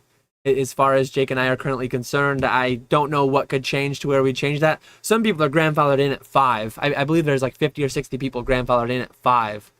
But no, it's 10 and it's going to be 10. Here's a good question. Aiden M says, how big a risk is grading companies scaling their infrastructure too large for possible dwindling demand in the future? Very, very low in my opinion. Grading cards is really, really easy. It is easy from a tech perspective. It is easy from and maybe I'm only saying this because I used to work in chemical engineering where, I mean, there were certain product lines that we had. It was multi-million-dollar R&D expenses. It was multi-million-dollar pieces of equipment to work with this, these chemicals that we worked with. And the stakes were high because if you put in say you had a new product line and you had X amount of demand. If you thought demand was going to 10x over the coming years and you put in the capital project to expand to meet that demand and then it wasn't there, you are screwed. Like you just lost millions and millions and millions of dollars with very specialized equipment that likely can't be used for anything else. With PSA, sonic welders are so cheap. So cheap. Like little like and then there's probably some amount of like probably not much, but like there's some specialization. A sonic sealer, like we use sonic sealers where I used to work. We used to seal all different kinds of things, but sealing a graded card, I think it's called a horn. Like the horn is a special size for that. It's not going to apply to any other industry. But you have like relative to a lot of other industries, relative to like building a car manufacturing plant, relative to building an oil refinery that you end up shutting down. The capital expenditure is literally just butts in chairs and cheap pieces of plastic and a few $1,000 sonic welders. Like there's nothing to it. Few $1,000 label printers. Like it is so cheap to manufacture plastic encapsulated cardboard. So if and when they overscale, I mean, you don't love to see it, but you just lay people off. And I mean, yeah, you wasted maybe a few $100,000 in grading equipment that will just lie there until maybe it scales up again. But the odds of overscaling are so much lower in grading cards than in like any capital heavy industry. What do you think? I feel for people losing their jobs, unlike you over there. So I would say like the actual like the sonic welders, the plastic, the labels, all that stuff. I don't think that's a big deal because you'll be able to use like the cases eventually. You just won't have to order them for a long time if you order a ton and then grading falls out. But you would have to lay off all the graders, the people packaging orders, receiving orders, all of that stuff. So you both lose those people who are now out of a job, and then you lose the time that you spend investing in that person to train them to do whatever job. So I do think it's I think it's a lot tougher for like a grading company because it is such like a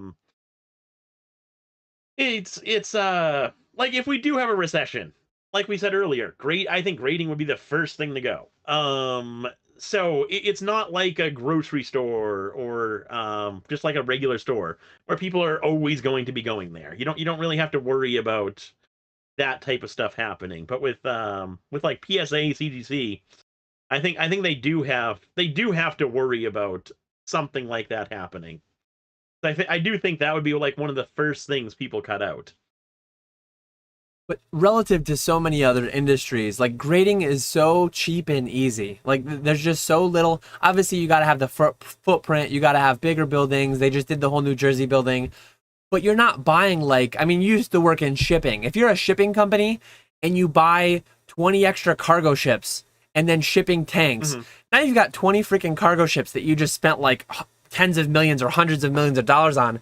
I mean, you're talking about canceling a couple leases, laying off. Any other industry, they have to lay off people too, but they also have like millions of dollars of capital expenses that just go wasted, that go unused. Yeah, to me it just feels like I can't think of an industry that is much lower risk. I mean, there's people literally doing it in their basements. There's people literally buying a $2,000 or $700 sonic welder off Alibaba and then doing their own grading. I mean, literally for $1,000 you can buy a $700 sonic welder and a $300 label printer, and now you're XYZ grading company. That's why we saw so many mom and pops pop up in 2020, because it's such a low barrier. So I'm not saying that they're not gonna have any risk. I'm not saying that it's going to be like completely painless, but relative to like most other industries, relative to most other employers and companies, it's a lot lower risk, in my opinion. Yeah, when you compare it to other industries like that, it is lower risk. Reggie Card says, "Can we expect the two of you to grow out mullets? I've been thinking about doing one myself."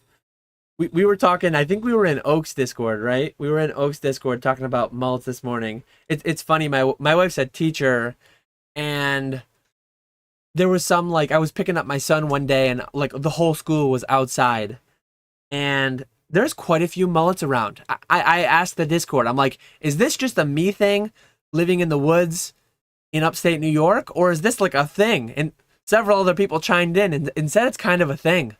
So, I mean, mullet's a great look. Business in the front, party in the back. I mean, I had never grown a beard, and I'm a fan now. How do you knock it until you've tried it? I've never grown a mullet, so my wife probably will be less pleased. She's not thrilled about the beard. She would probably be even less thrilled about a mullet. But yeah, who knows? Who knows? That's all you and Brad. I will not be joining you guys with that one. Okay, well, how many gifted subs or how many subs total on the channel do we need to grow a mullet? I mean, you tell me you tell me we get to like 10K subs and you're not going to grow a mullet for a few months. Come on now. Come on. Okay. We can set that goal. Oh, man. 10K subs by when? This will be the first PokeFlipz episode to be trending on YouTube, knowing my luck. I think as of right now, we're gaining like 30 subs a month. So we're like 30.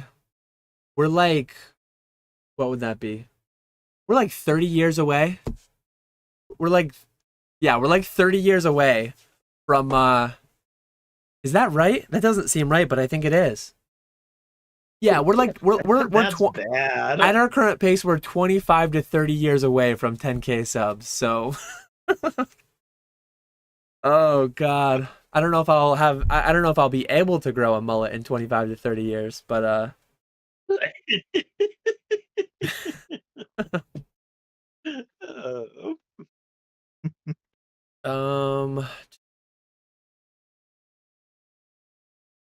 Pokemon Zed says, "Hey guys, thanks for all the advice. Quick question, just realized one of my eBay listings has international shipping turned on by default now. Is there any way to turn that off?" I would say don't turn that off. There's no downside for you. You're getting more potential buyers, and you're just shipping to the eBay International Shipping Center. I think the way that it works is if you don't have international shipping, if you have international shipping turned off, by default, you automatically opt into the eBay International Shipping.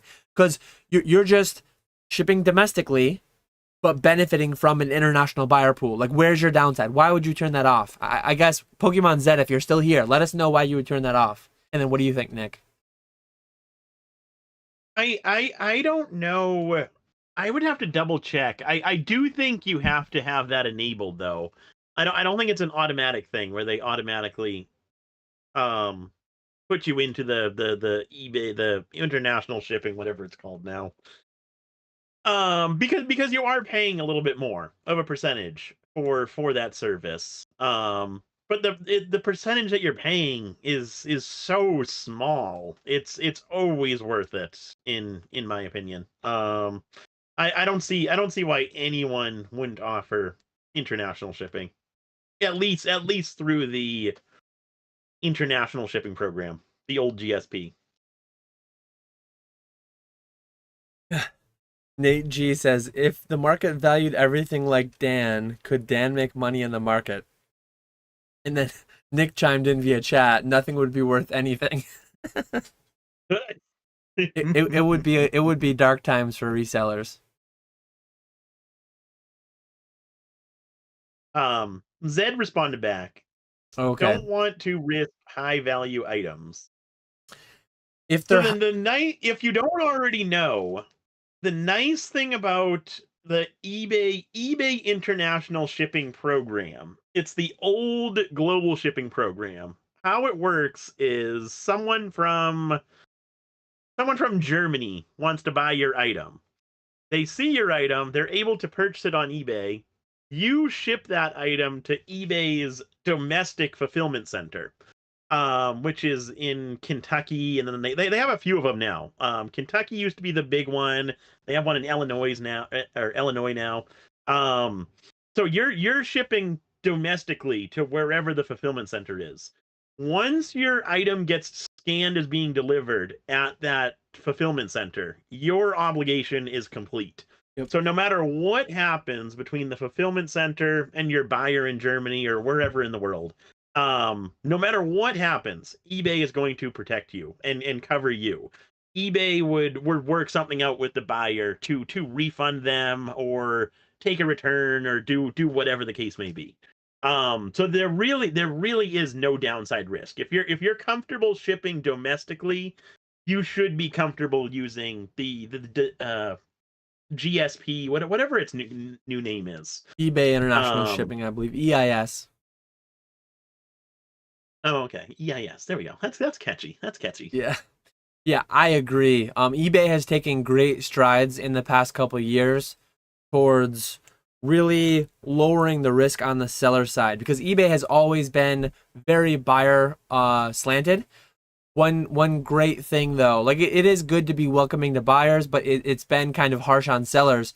But now, at least on the higher end, authenticity guarantee, eBay International Shipping, formerly GSP, you're as protected as you can get. I mean, I can't say it's riskless. You still have the risk of losing it in the mail, but that goes for any domestic shipment. Any domestic shipment can get lost in the mail, whatever. So always add signature where signature is required.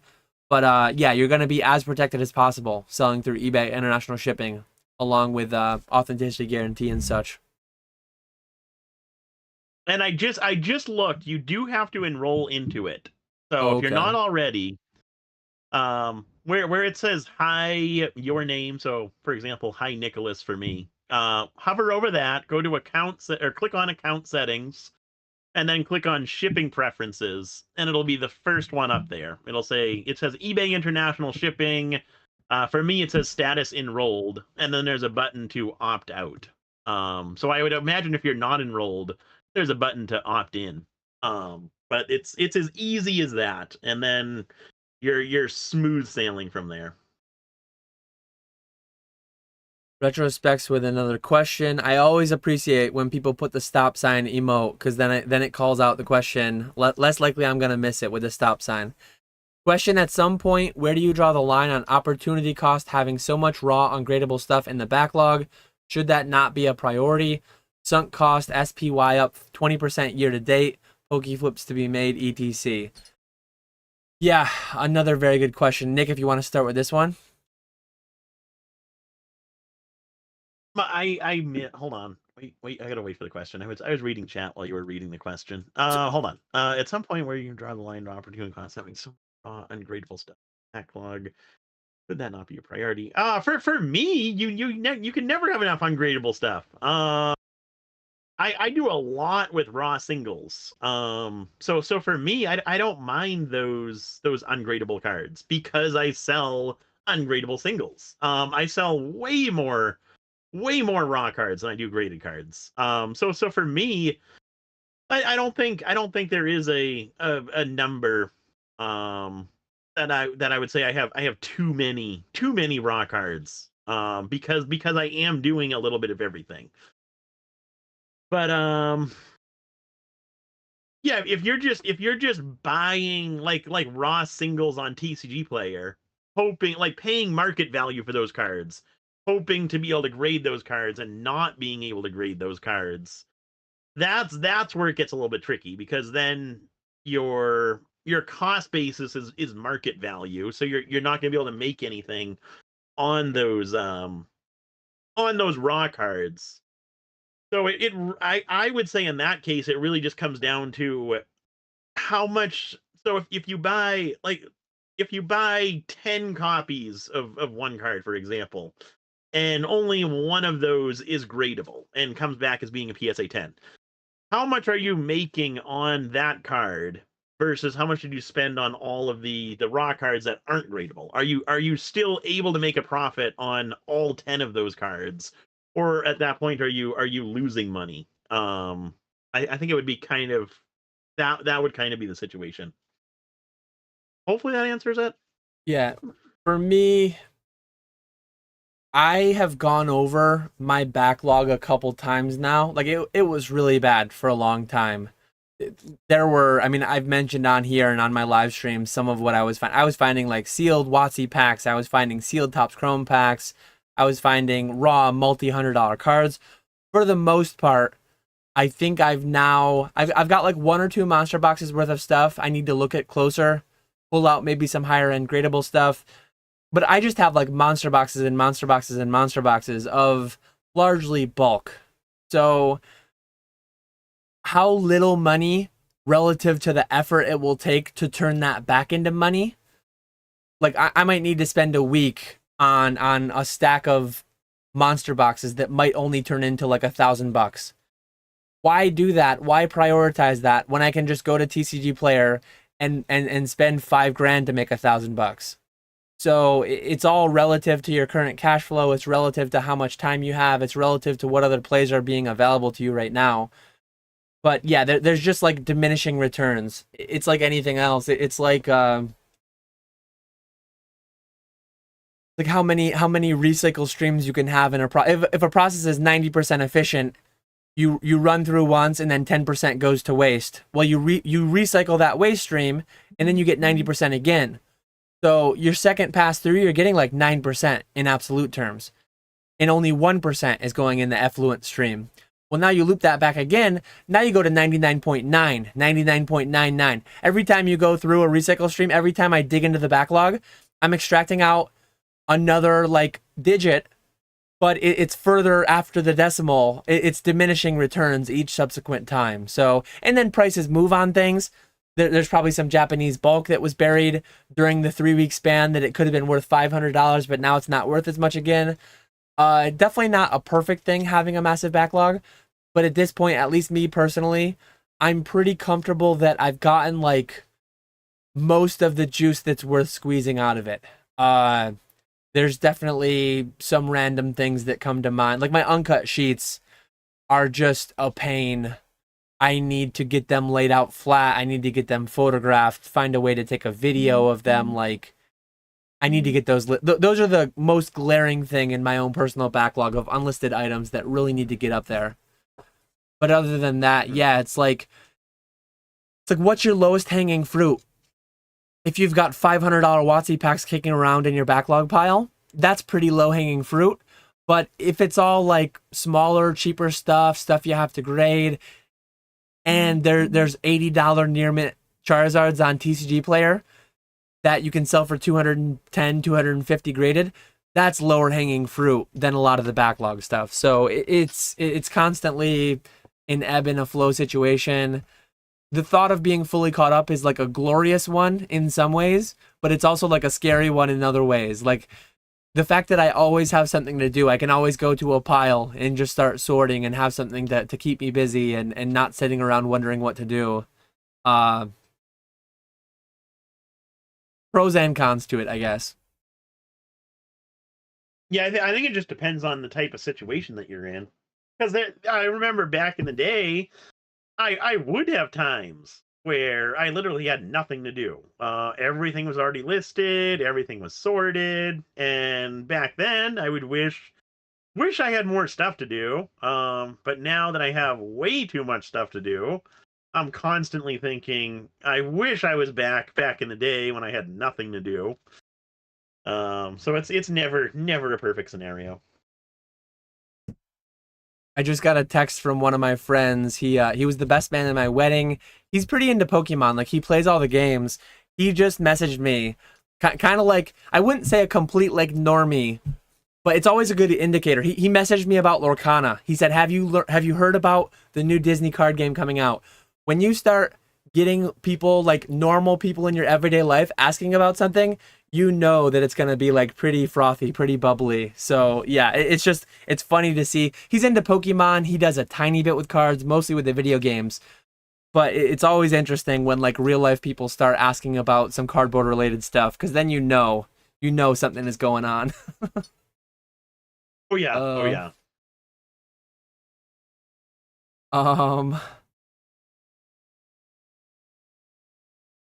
Rush Tat says high top mullet. I'm assuming that's, yeah, where it's like where you spike it some and then it's longer in the back. I would probably do short like this in the front and then mullet in the back if I were to, but We'll have to see how that goes.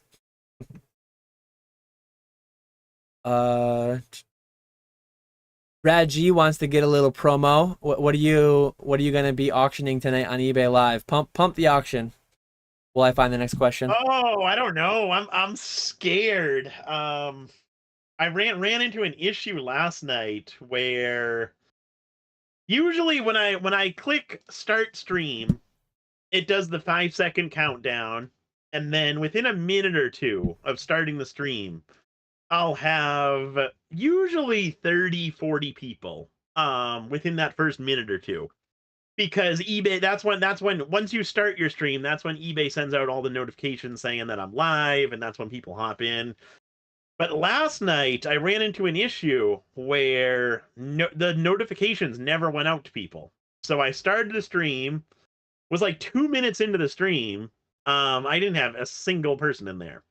And then very, very slowly people started coming in. It was actually like 15 minutes into the stream, and I had 15 people in there. So I was just showing the collection that I bought for the first like 20 minutes of my stream last night. And then I started doing the auctions. I started with like the low end cards because we had like 15 people in there. And then luckily it actually started to slowly increase. I capped out at like 30 people in that stream, and pricing was fairly decent. I was happy with the prices everything went for. So it turned out okay. I was a little bummed that we only had that many people in there, because normally it's been around 50 to 60 active viewers in every stream. So hopefully that was just a one-off thing and it won't happen again. But tonight I'm gonna do 60 auctions, 30 graded cards, 30 single cards, and it'll be similar to the past couple streams. Everything from WotC to modern, little bit of Japanese, mainly English, and then like I said, about half graded cards, half singles. Did just get some Paldea evolved hits back from CGC, so I'll be including some of those as the graded cards, and then a little mixture of everything. I did just buy a nice collection yesterday that I showed it like 3 times on the live stream. None of those cards will be included yet. I'm still going through that collection, and I want to get that all finished sorting out before I start including those cards. But I got some goodies for tonight. 8 p.m. Eastern for anyone who's interested in stopping on by. What's the bounty and what's the floor price? What's the ceiling price? None of that. None of that. It's trickling in though. I mean, it's trickling into eBay Live. I've seen a couple things here and there. I have seen I have heard about it from people in the lives. I haven't seen it myself. So hopefully it's not a thing that takes over. Everyone We'll see. everyone in here right now, go check out Nick's eBay Live and make sure he's not the one slipping, because I'm hearing that people are slipping, and I hope eBay Live doesn't go the way of Whatnot. I would be shocked if they would, but I've already heard some things with respect to things of that nature, so hopefully not.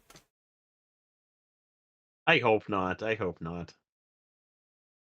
All vintage, no modern has a question. Have either of you sent in BGS before? I just sent in 2 Japanese vintage cards to test the waters.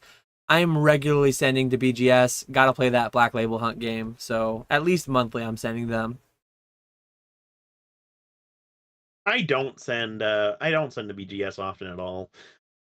I had Walrus send a few cards to BGS for me. That PSA wouldn't grade, so hopefully BGS grades them. And then I did end up sending a few of my Unagaba evolutions to BGS. But aside from that, haven't sent anything else to them. We'll see how the Unagabas do and these cards that I sent to Walrus do. If they do well, maybe I'll consider BGS more, especially for the cards that I gave Walrus, where PSA doesn't grade them. I don't think CGC will grade them either. But So like those cards I'll probably use BGS a lot more for, but I just don't like BGS. I can't stand BGS. I hate them. Hate everything about them. I don't like their cases, I don't like their labels, I don't like their grading scale. And then even like from a selling perspective, their cases are a different size than PSA and CGC, so I can't use the same scanning template that I have. And then I can't use the same sleeves that I have. It's just all around. I hate them so much. Brought to you by Beckett Grading Services, but more on that later. Sponsored by BGS. I think they're fine. Like, I don't want to get too in depth on it, but I think that generally speaking, I've heard some people talk about how difficult it is. Maybe they're just pushing it so that their black labels are staying higher, but it's not that bad. I don't think grading through any company is a super pleasant process, but yeah, I guess I'll just leave it there. But I'm grading regularly with them as of the last few months. I'm sending out not a ton, by far the lowest volume going to BGS.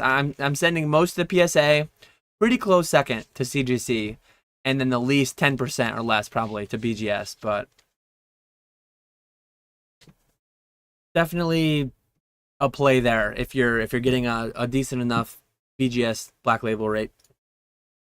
UAP said, so we have just made 3 auction blocks with 150 plus items, and some people win multiple auctions, and it makes packing easier if people can combine orders. So UAP doesn't do international shipping program because then they can send an invoice and not have to do not have to just have a headache over not being able to combine invoices. So a little bit of like the con side of eBay international shipping is that you can't invoice, I guess.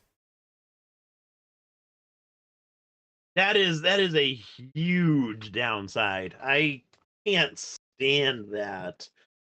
It is something eBay is working on. I don't exactly know why it's such a big issue, but apparently with GSP eBay, the whole thing is confusing, but with GSP, eBay was offering some type of combined shipments for international buyers, but it wasn't set up properly. So now with whatever acronym you used, EIS, yeah. Yeah. With this new one, eBay wants to do like a proper combined shipping. So they're working on that. Hopefully it'll come out soon because that is such a pain in the butt, especially when I was doing auctions. I can't imagine how much of a pain it would be for Z and G. I can imagine it would just be a nightmare for him. But yeah, 2,000 auctions with in a the buy week. it now stuff, it's not bad. But with auctions, it's absolutely brutal. Yeah. Yep. Professor Birch says, I want to crack some PSA slabs to try and optimize with CGC. I never cracked a slab before. What tools and advice do you guys have to do this carefully and effectively? Put it in a bag or wear safety glasses so you don't lose an eye. Use cutting pliers and then either a flathead screwdriver or a butter knife. Shout out to Radar. I think a butter knife is the way to go because you do it like a bit on a wider scale. Go across the label, not down towards the card. There's a lot of GIFs. There's a lot of clips out there of people destroying cards. I've destroyed a couple out of the hundreds of cards that I've cracked. It's not that hard, but start on some practice ones first. Yeah, I don't know what I'm gonna say when people ask that question now. I always used to recommend John's Instagram account because he had a ton of stories or reels Yep. on cracking cards. And his process was great. Exactly what you said there, Dan. But now I don't know whose video you can watch anymore. I would say Dan's live stream when he was cracking cards, but the first like 5 cards you tried cracking all cracked wrong. Skip like 80% of the way into my live stream, and I think I was doing it fine by the end.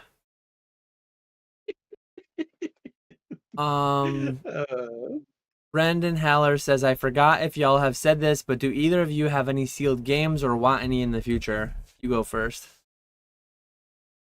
I got the only sealed games I have the GTA trilogy for PS2, 3, Vice City, and San Andreas. I bought one of those trilogy packs, and I want to send them off to CGC at some point just to get graded. But yeah, those are the only sealed games that I have. I think all of mine are behind me. I have Empire's Dawn of the Modern World. It's like a real-time strategy game, kind of like Age of Empires, but I think it goes from like the Bronze Age to World War II.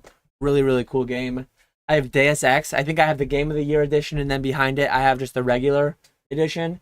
And then I have Twisted Metal that you can't really see behind the open base box, and I have a sealed Indigo Game Boy Advance because that's what I played on when I was younger. Not the same one, obviously. And then I have a sealed lime green Game Boy Color because that's what I had growing up, or Kiwi, I think they call it. So I think that's all that I have. But yeah, just some very nostalgic games for me. I wouldn't call them investments. I'd call them more like I just like seeing them behind me because it makes me think of the guy that texted me earlier about Lorcana. We used to play Empire's Dawn of the Modern World. That was a blast. That game was so awesome.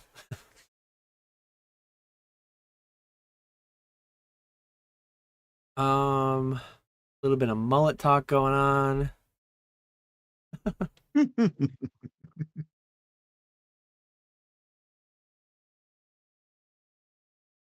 see.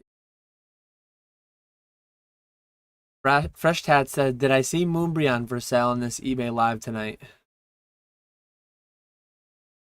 No, no, no Moonbrion. Not until after it comes back from PSA.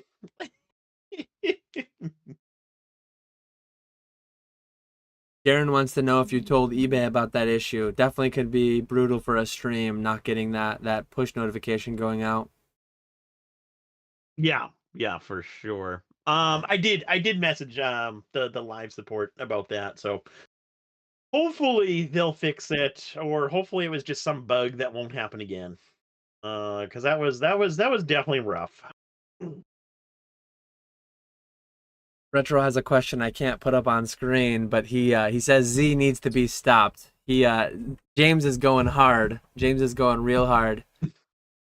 I think he's an unstoppable force at this point.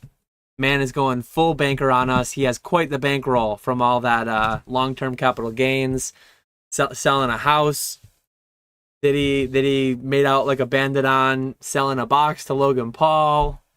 He's a well-funded, high drive man who does not have the word enough in his dictionary. He scribbled out enough in his dictionary and he wrote more. So yeah, he cannot be stopped at this point. I don't think so. I don't think so. Here we go. Brandon wants to know, question for Nick: what is worse, BGS or Metazoo? I've not yet graded Metazoo with BGS, but I need to do that. Black Label Metazoo, that would hit hard. Oh yeah. Oh yeah. What? Oh, that's a tough one right there. I think I would have to go with BGS, honestly. I was gonna say Hate because to say it, but you do have some Metazoo, but you what? don't really have BGS, so it had to be BGS. That's exactly what I was gonna say. I do have some MetaZoo booster boxes, but I don't have a single BGS card, and I never will, unless it's to flip. But within my own collection, never have a BGS card. Yeah. um, Hermit Man 1 says BGS is like a person who leaves you on red.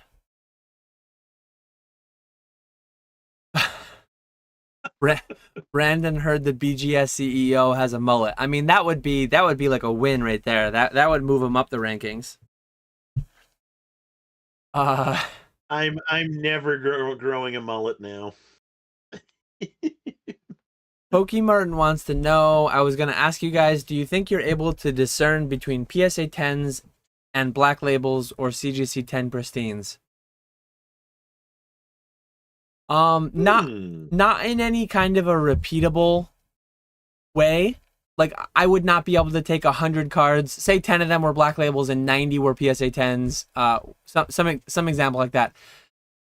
I would not every time pick the exact same 10 to be the black labels, but the cleanest of the clean ones, I would consistently put towards the black labels more. Like the biggest thing is there's going to be borderline ones where half the time I go 10, half the time I go black label. Like no matter what scale you have, no matter what your amount of buckets that you have, on the edge of two buckets, so two buckets you can only pick one.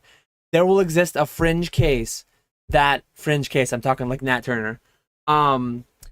Half the time it will land on the edge, and half the time it'll bounce to the right, and half the time it'll bounce to the left. The same thing goes for like scales. Like I have a scale that weighs by I think it weighs by the 10th of an ounce. So if you have something that is 0.15 ounces, I mean, that's not the way it works. It's not gonna half the time go up, half the time go down. But if you have something that is truly right on the borderline of that, I mean, if you have a microgram more added, it's gonna go up. If you have a microgram less, it's gonna go down. But no matter what resolution you have for your scale, you're gonna have some amount of fringe cases that are just harder to reproduce than others. But overall, and I believe this is what I say when I think grading card companies 95% of the time, 98% of the time. But the implications of plus or minus one, the implications of turning a black label into a BGS 9.5 is massive monetarily. But overall, like it's good enough. It's good enough for the fact that we're just putting cardboard and plastic and it doesn't have any actual implications towards anything. Like it's not a big deal. It's not life or death whether a card is plus or minus one. So I think the fact that the market just way overvalues all of this it makes it seem worse than it is.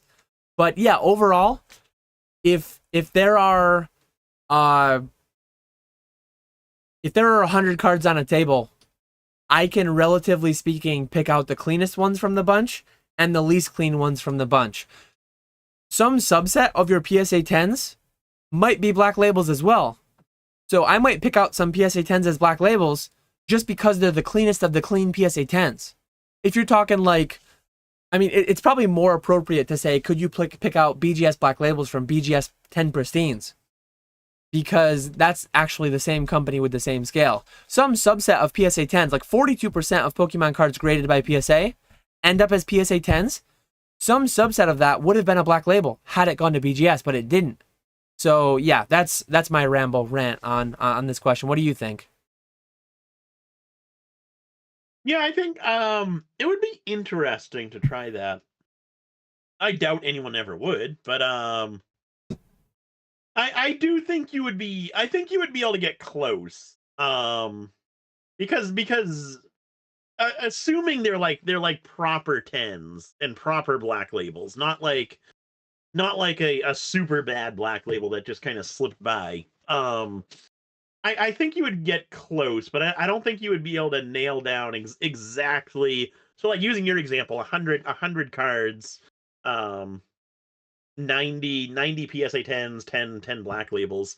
I don't think you'd be able to nail down exactly which 10 are black labels, but I do think you'd be able to get within a close range. Maybe like 20, 30 copies are potential black labels, and then from there it would be more of like a true guess type of thing. And if 100 Um, people did it 100 times, disproportionately, some of those cards would skew towards the top end, and those would be the black labels more often than not. But if you did this with graders from any company, nobody would do it perfectly. Theoretically, the yeah. robo grading, theoretically they claim tag and AGS. They claim that you put the same card through 1,000 times, they get the same grade plus or minus like 6 out of 1,000 points. I don't know if I believe that, but that's what they claim. Yeah. Yeah, and CGC I think is the same way. I don't know about their new pristines. I think that would be a lot tougher because you get more pristines than you do black labels. So that I think that's more in line with like a PS, so it's like somewhere in the middle between PSA 10 and black labels is the pristine. So I think that would be a lot tougher to differentiate between what's a pristine and what's a black label. Yeah, I mean, ultimately, I think people just way overvalue the condition, the slight condition differences that are subject to like human error and human variation in actually discerning the differences. So it's just it's made sillier by the fact that the market so greatly values them. Like if the market were more sane and rational and gearing towards me, like where I think graded cards should be worth, like what premiums, what percentages, it wouldn't be such a big deal because a 10 would be X and a 9 would be like 80% of X instead of a 10 being 10 times or 5 times or whatever multiples of nines.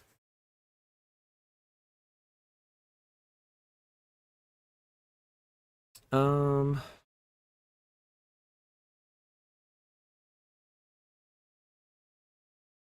Hermit Man uses a tile cutter for slabs.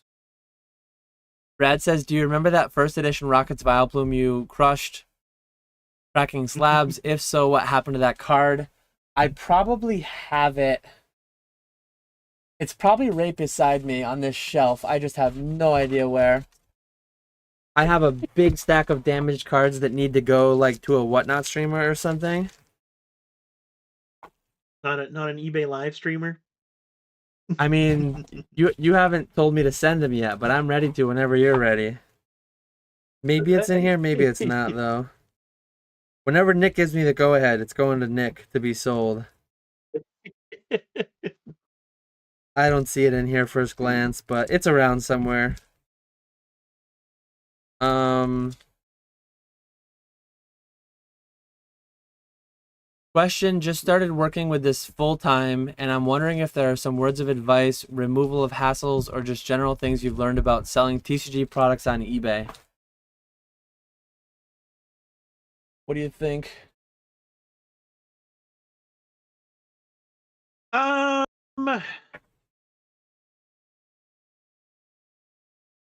so tips for selling on eBay. Being full time. Biggest thing I would say is get like a dedicated like work area. Um, somewhere like that you can go and just have your stuff set up for work.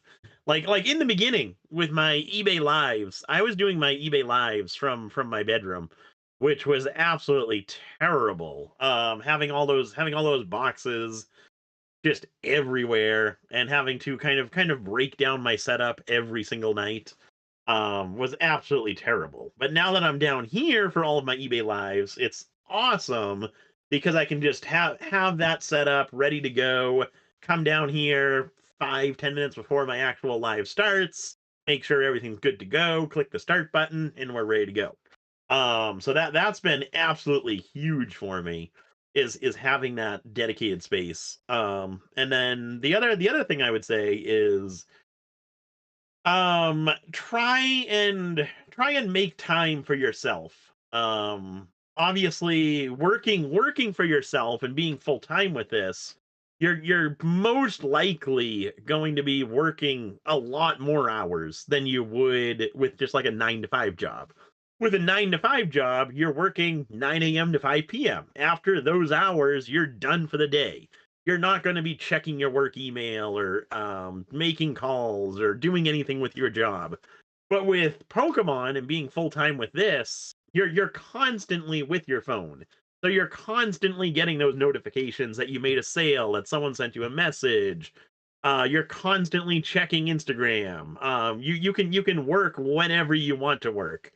Um, so while it is a lot of fun, just make sure that you make time to do something outside of Pokemon, so that way you don't get burnt out. That definitely happened to me. The first week I was like full time with the live streams. I got super burnt out by the end of that week, and it was like the worst that I've felt dealing with Pokemon full time since I actually started it.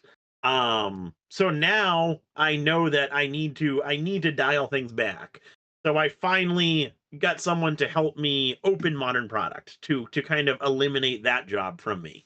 which has been a huge help. And then I also am finally taking some time off during the day. So like normally I'll work until like 4:30, 5 o'clock like Dan, take a few hours off, have dinner, watch TV, do something that I want to do, and then I'll come back and do the eBay lives starting at 8 p.m. Eastern for anyone who's interested. But yeah, I think that would be the two biggest pieces of advice for me. How about you, Um, Dan?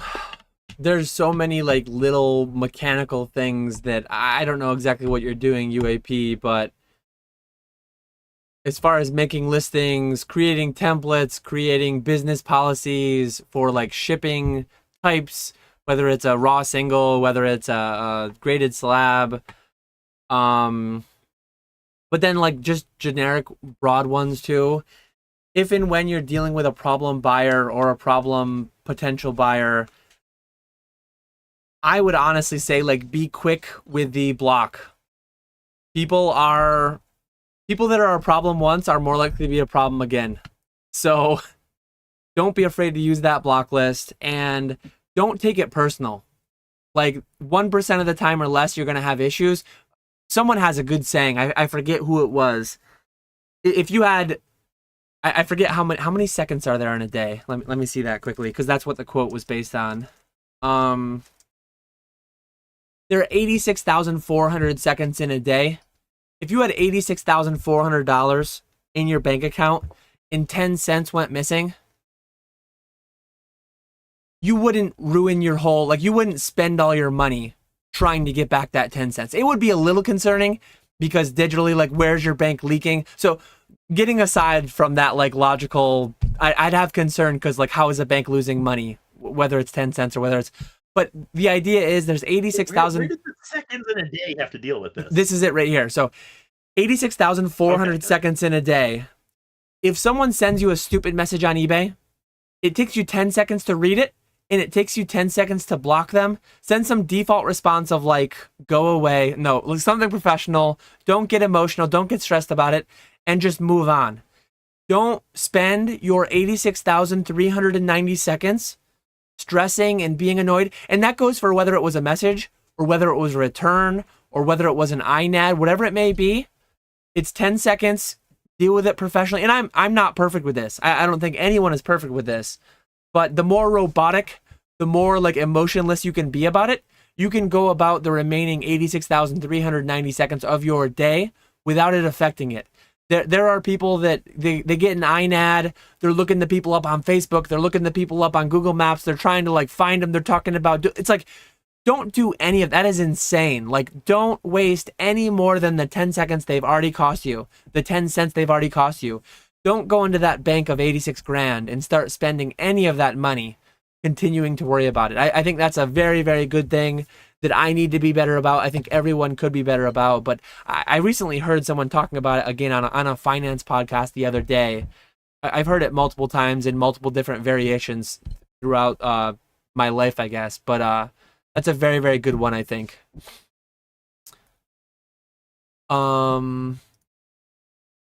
He also continued on, what are some things to do when you want to work but just want mindless work to do? Again, I don't know exactly what you're doing. Sorting bulk, sourcing, I mean browsing various websites, trying to find new inventory, organizing your area. Yeah, like there's so many things you could do, but it's a little bit dependent on what you're actually doing. I mean, taking photos, taking scans is fairly mindless. You're just hanging out watching Netflix and you want to just run the scanner in the background passively. There's a lot of different fairly mindless activities that need to be done, mundane things that need to be done in this business. The biggest one for me that I actually really enjoy. Maybe it's only because it only happens a few times a year, but doing my mass openings. I find that very relaxing when I'm actually just opening the packs and doing that initial sort. Because I don't have to be on my computer for that, so I can be in my living room watching TV at the same time, which is nice. So I do enjoy doing that, but that only happens a couple times a year. And then the other thing is just like sorting through bulk. When I kind of like just stuff like away from the computer. Being able to be in another part of my house, doing something and having something on in the background. So sorting bulk's another one that I do. Just like at night watching TV. I'll just sit on the couch sorting bulk while watching whatever. Stuff that like you don't spend a ton of time, like a ton of focus. So you can do something else on top would be the gist of that, I guess. Mm. DB Royalty says, on a $40 sale minus all fees and grading, what would be the profit? Assuming we're talking PSA, let's say $15 for grading. You're leaving off shipping, inbound and outbound, but we'll round up eBay fees to 15%. Let's round up that. So that's $6. So 40 minus 15 is 25. Minus 6, 15% eBay fees to cover that PSA grading we left off. Now we're down to 19, and then it costs about $5 to ship anywhere in the country. Just being conservative, it's usually closer to $4.50. So $14. $14 you're netting. Depending on what you had in the card, like, I mean, a $2 card, you made some money. You turned 2 plus the 15 grading into $13, $15 profit. I lost track of what my numbers were. But yeah, if you're talking CGC, change the grading number to 10-ish. As I often say, it's just math. You can quickly and easily create a spreadsheet. Create a spreadsheet that has, that actually just reminded me, I was supposed to upload a spreadsheet to the Pokenomics drive file for the Patreon. I've not yet done that since my presentation on Sunday. But you can put in item cost, eBay fee rate, because not everyone's is the same. There's a little additional if you have international sale. There's a little additional if they pay sales tax. So you can create like a pre-built spreadsheet with a formula built in that just, here's what your cost basis is, here's what your grading cost is, and then here's what spit out the profit. Very, very easy, quick thing to do.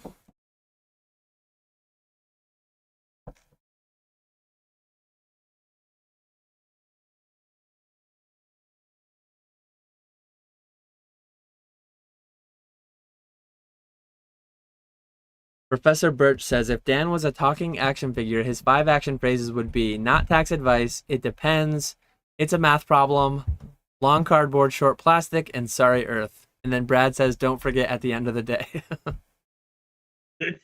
I like that. I want that action figure now. Boondock Games, maybe it's a merch idea. Boondock Games says, I wish I didn't have to worry about my day job outside of 9 to 5 LMAO. I also had a day job that I was on call 24/7, pretty much 24/7, 365.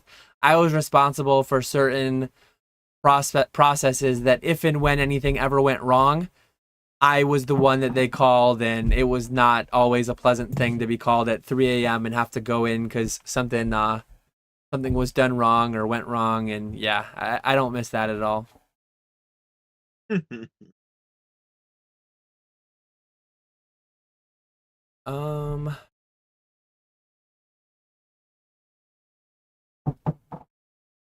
PokeMT says, Dan, you have talked about buying raw Celebrations Charizards on TCG, grading, selling on eBay.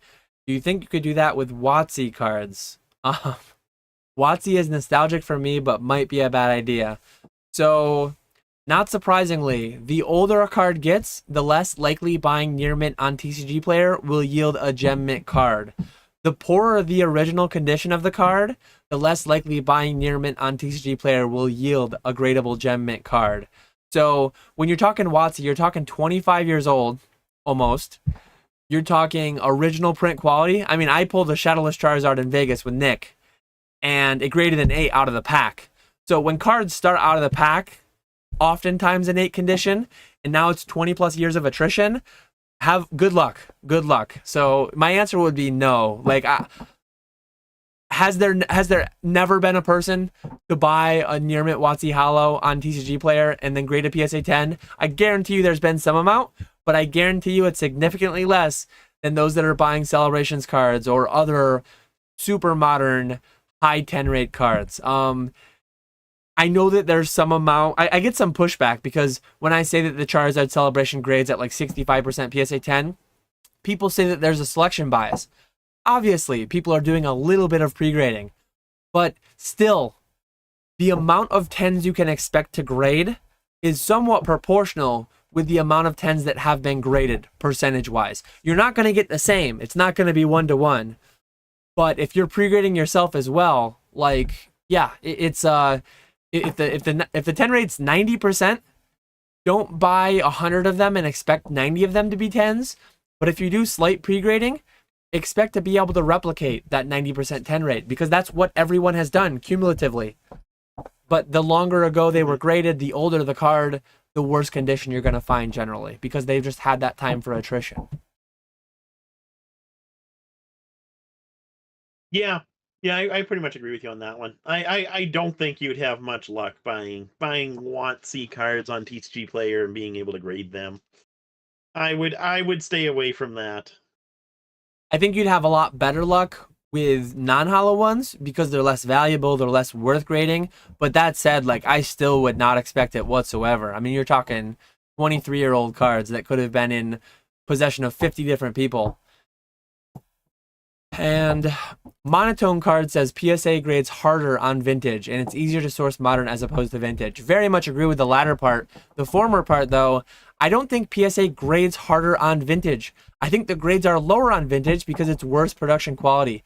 I see a lot of people talk about more inconsistent with this, more inconsistent. It's just like new print quality is just generally higher. Look at the 10 rates on like Paldea Evolved. I think Paldea Evolved was a fairly bad set. 10 rates are not like WotC low, but they're a lot lower than Celebrations. I think every main set release in Celebrations has been lower than Celebrations. Print quality varies by set, it varies by era, varies by time. But yeah, I don't think they intentionally look at certain cards and are like, oh yeah, WotC gets a -1 by default. WotC gets a -0.3 by default. It's just like, generally speaking, they're older, so they're gonna be more attrition. More likely to have been scratched over the years, dinged over the years, whitened over the years. And they're graded like, I give grading companies a lot of crap, but they do a pretty good job. They do a pretty good job of being objective. They do a pretty good job of being ±1. Relative to how we value it as a market, it makes it feel abysmal because it is. Like, that's more on us as a market, in my opinion, than them. Mm-hmm. Yeah, I kind of agree with Monotone on, or no, I think the opposite. I'm sorry. I think PSA grades modern harder than WotC. 'Cause I think there's a lot of modern 9s that could be, that look like WotC 10s. But then again, it's the whole, like, the 2 cert versus the 4 cert, 6 cert, whatever. So I don't know. But it is definitely easier to source modern as opposed to vintage. That part I definitely agree with. I think PokeMartin's talking about your robot. Wait, Nick, why do you sort bulk? Didn't you get an employee for that? I actually have a robot I've yet to set up too. You still haven't even taken it out of the box? No. Priorities. Opportunity cost. Why take that out? At some point it will happen, but why do that when I can source all these high quality cards and get black labels and get pristine 10s and get gem mint 10s, and my hourly rate is better doing that, but at some point I do need to tackle the backlog still. One of these days. Yeah. But yeah, the magic sorter I've been using, I use it for each new release now. Outside of that, I really don't use it, but I still use it for each new release. And then, like, bulk that I'm sorting is it's not like bulky bulk type stuff. It's more like separating like V's, V Maxes, V Stars, WotC Hollows, stuff like that. Stuff that's a little bit more expensive that I don't want to run through the magic sorter. Yeah, there's always something to sort, even with a robot.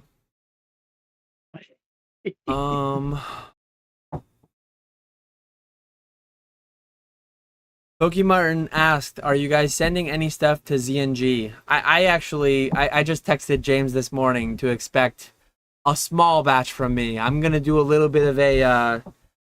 Remember the video I did like a year and a half ago, where I auctioned some cards myself, and then I auctioned some through your consignment, and some through James' consignment.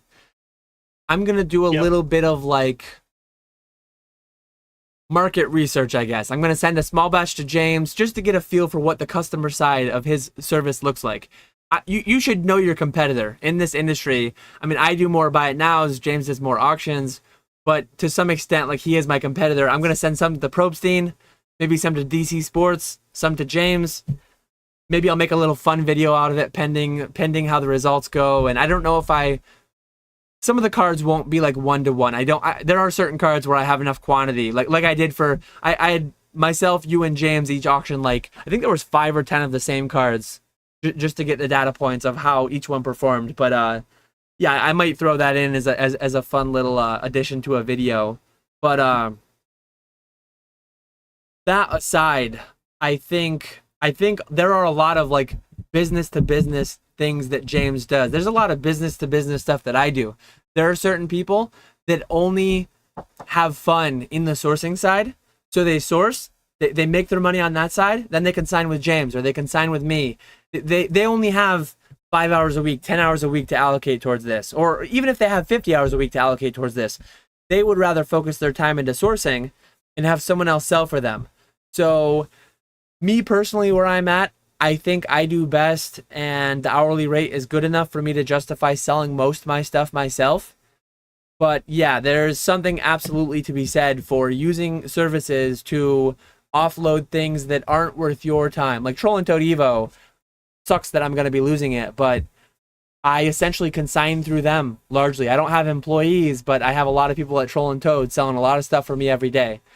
So are there any consignment services, anything you utilize like that, or not really, James, or otherwise? No, I do think James has a good setup and a good thing going, but personally, I would never use someone else's consignment services, just because I want to keep everything on my own account.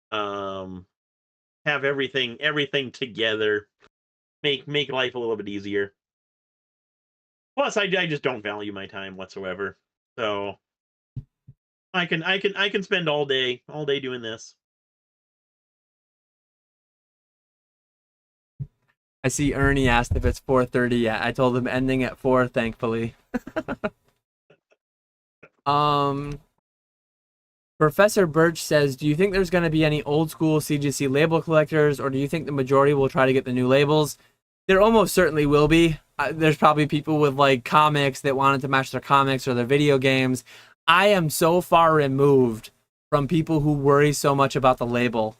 What cert era it is, what company's on the top. Like, I mean, I used to collect PSA 9s, but I would have some PSA 10s in there. I would have some PSA 8s in there for some amount of time as like placeholders, and I was fine with it. But yeah, like, how much label collecting is great for business, but I don't understand it. Like, I just, if you care that much about like what's surrounding the card presentation wise, keep it in a penny sleeve and put it in a cool, nice binder. Keep it in a one touch and put it in, like, I just don't understand people that are so like anal about what is immediately surrounding their card. Like, why do you even grade? Because like PSA, it does not look good with most cards. Even CGC, I think their new label's better than their old one. I think their new label's better than PSA's, better than BGS's. But like, it's still not like a work of art to me. The amount of effort and time and like energy that goes into worrying about the label at the top just blows my mind. I don't know. I'm very far removed from it, I guess. No, I can understand people wanting the consistency with labels. I'm the exact same way. I when I was building my first edition base set, back then it wasn't the newest style PSA cases with the lighthouse labels. It was like the two cert era. So I had to have all of my labels, or all the cards that I bought for the hollows, had to be that old style case, because of my OCD there. And then when I built my shadowless base, it was the new style cases, so I had to have all the lighthouse labels. And yes, you could just buy an old cert or a new cert and get it recased, so that they all match. But then you're just spending more money. You're shipping those cards off. You're waiting. So why not just go ahead and buy what you already want? But as far as like the CGC old labels go, I I don't think people are gonna want those. I think those are gonna kind of fizzle out, and everyone's gonna want the new CGC labels, the black labels, to be consistent. Obviously, it's gonna take time for that to happen because there's not many black labels, or the new black labels out there. But over the years, I think that's what's gonna happen. Now, when you're talking about perfect tens, I don't know what's gonna happen with those. Personally, I kind of think that those are going to kind of fizzle out as well. I don't think there's going to be a massive demand for perfect tens anymore. Where there's not going to be anymore. And there's so few of those already that it makes it tough for people to build like any type of set around it. So I think those are going to fizzle out too. Much as I hate to say it. Um, Pokey Martin wants to know, do you think we could script an AI bot to source cards, look at pop reports, last sold, sell-through rate, etc.? I wish I knew how to deal with APIs, and I wish I knew how to like program stuff like that. TCG Fish, Pokedata, I've thought, like, if I knew how to do any of that kind of stuff, I would create my own dashboard of like the top 10. I would do something with that. I would do something with that where it jumps out at me like what cards have moved in what way, because those sites already compile all the data. Like I know what data I would need to manipulate in what way. I just want to see the top 10 cards with respect to like here's the raw price, here's the 10 rate, here's I don't know how to do it, so I'm not going to be the one to do it. But could there be somebody who would yeah. To some extent, probably. It wouldn't have to be AI. I think people just go straight to AI. I think people use AI to mean like automated, done by computer. That is not what AI is. I think AI is just like a super buzzword right now. That I think that there are already. What did Jake call when Jake was doing that thing with Zakeel and Chris? Rainy Day, Wolf of Tin Street. What was that called? I can't remember what it was called. Pocket change. Pocket change. Something change. Pocket change, I think. Yeah, I think Chris Wolf of Tin Street. Nothing about like grading but I think he had some script that would automatically buy off TCG Player. I think he gave the script money, some amount of a budget, and it would go through TCG Player. It would look at buy lists of different companies. He would buy off TCG Player. The orders would come in, and he'd just buy list it out. And he had that thing automated. You could probably do something similar. You'd have to add in the human element, or unless you had like an AGS, if you used some kind of a machine to pre-grade for you to determine which ones you wanted to send to PSA. But absolutely, I think people are doing things behind the scenes like that to some extent already. But AI is just like an unnecessary inclusion there. Yeah. Yeah, I would never be doing anything like that, but I just have no idea how any of that stuff works, and Yeah. don't care to learn either. Danazard wants to know how you photograph, list, store low value cards on eBay, $1 to $20.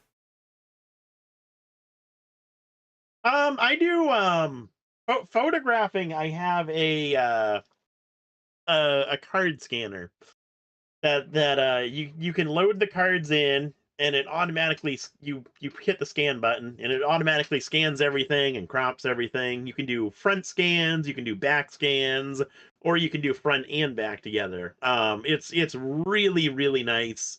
It was expensive. Mine was $600, I believe. but it was worth every penny. I really do like it a lot. I forget exactly what it is. It's an Epson Photo Smart. I forget the number. But if you Google like trading card scanners or something like that, it'll pop up. There's two main companies. One is Epson, and the other one is Fujitsu or Fujitsu. something like Yep. that. Yeah. Those are the two main companies. The Fujitsu ones are very expensive. Those were, it was like $1,000 for that one. Where the Epson one that I have was 600. I went with that one because it was cheaper, and I really do like it. So that's how I photograph it. Listing is just creating similar for something else in my eBay store. Like if I try and list like items together. So for example, I'll gather all of my when Obsidian Flame comes out, I'll list all of those cards together. So that way I'm just changing the card name and the card number for each listing, and then maybe the price point. That's a big one, is do the create similar, try and match it up with something else that you have listed in your store. As you have more and more items listed, that's going to get easier and easier. And then storing stuff, I use the BCW 5-row boxes over here, and I store everything. So for it depends on what it is, but for like $1 to $20 cards, those are going to mainly be like your bulk Vs, V Maxes. I do alphabetical order, so regardless of set, I have all of my Vs together from the entire Sword and Shield block, all alphabetical order, and then I go Vs, V Maxes, V Stars, Hyper Rares, Gold cards, and then Trainer cards at the end. But whatever method you find beneficial, easiest, stick with that, and just stay super organized. That's the biggest thing. You don't want to be spending even a minute looking for whatever card you sold, especially when it's like $1 card. Time is money, so you want to be as efficient as possible. PokeMT says, follow up, how would you all set up a small side hustle around WotC era? I like the day job, just enjoy WotC cards, buying, selling things, and having a little extra fun money. Be prepared to work harder for less liquidity and money, is what I would say. I would not personally go towards WotC only. You're just gonna have less availability out there. You're gonna have a harder time finding raw mint cards. You're gonna be spending a higher percentage. Like say you do find a raw mint card, you're gonna be spending like 90%, 100%, 120% of 9 value to get something that has a small percent chance of getting a 10. You're gonna get wrecked when you get 9s and 8s. Ultra Modern is a lot more forgiving in many ways, and the liquidity is much higher too. So if that's what you enjoy and that's what you want to do, I mean, just buy high graded cards for less than the graded price. Good luck. I mean, they exist out there. There's just a lot less of them. And I mean, buy, grade, sell. But it's just harder. It's harder in WotC. That's all I'll say. Mm-hmm.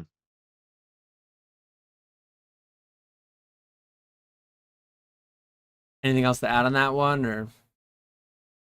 Oh, sorry, I'm grabbing the link. Oh, Um, I would say look on. I've been doing a lot of buying a lot of stuff through the different Pokemon Facebook groups, and right now I'm mainly looking for modern stuff, so I'm not really paying too much attention to WotC stuff. But I would say pay attention to the Facebook groups, because there is a lot of people just looking to sell collections, and a lot of people are fine taking 70% of TCG player. Now with WotC, you got to be careful, because TCG player pricing on WotC is a lot higher than eBay pricing for like your holos and stuff. So you do have to be careful there. But I would say look on Facebook, buy a collection, and just start selling single cards, selling lots of cards. You don't have to get into grading stuff. There's a lot of people out there who just want to buy WotC single cards. Whether that be the commons, the uncommons, the rares, the holos, whatever it is. So I would say that that's how I started my whole business. Was just it was literally for the first like year, it was base set one. That's all I would sell. And then it branched off into jungle, fossil, the rest of Watsy, and so on and so forth. We got about 5 minutes left, so we're gonna try to be a little bit quicker on these last ones. Garen M says, Moonbrian, hypothetical, you grade one, it comes back a 10, then you grade another, it comes back a 9. You enjoy the artwork, which one goes in the personal collection and which one gets sold? Sell them both, buy a raw that's cleaner than both of them. And then you realize that you can just grade it and sell it again for profit. So then you grade it and you sell it, and then 5 years later you're doing it full time, making a ton of money because the market's irrational about graded cards.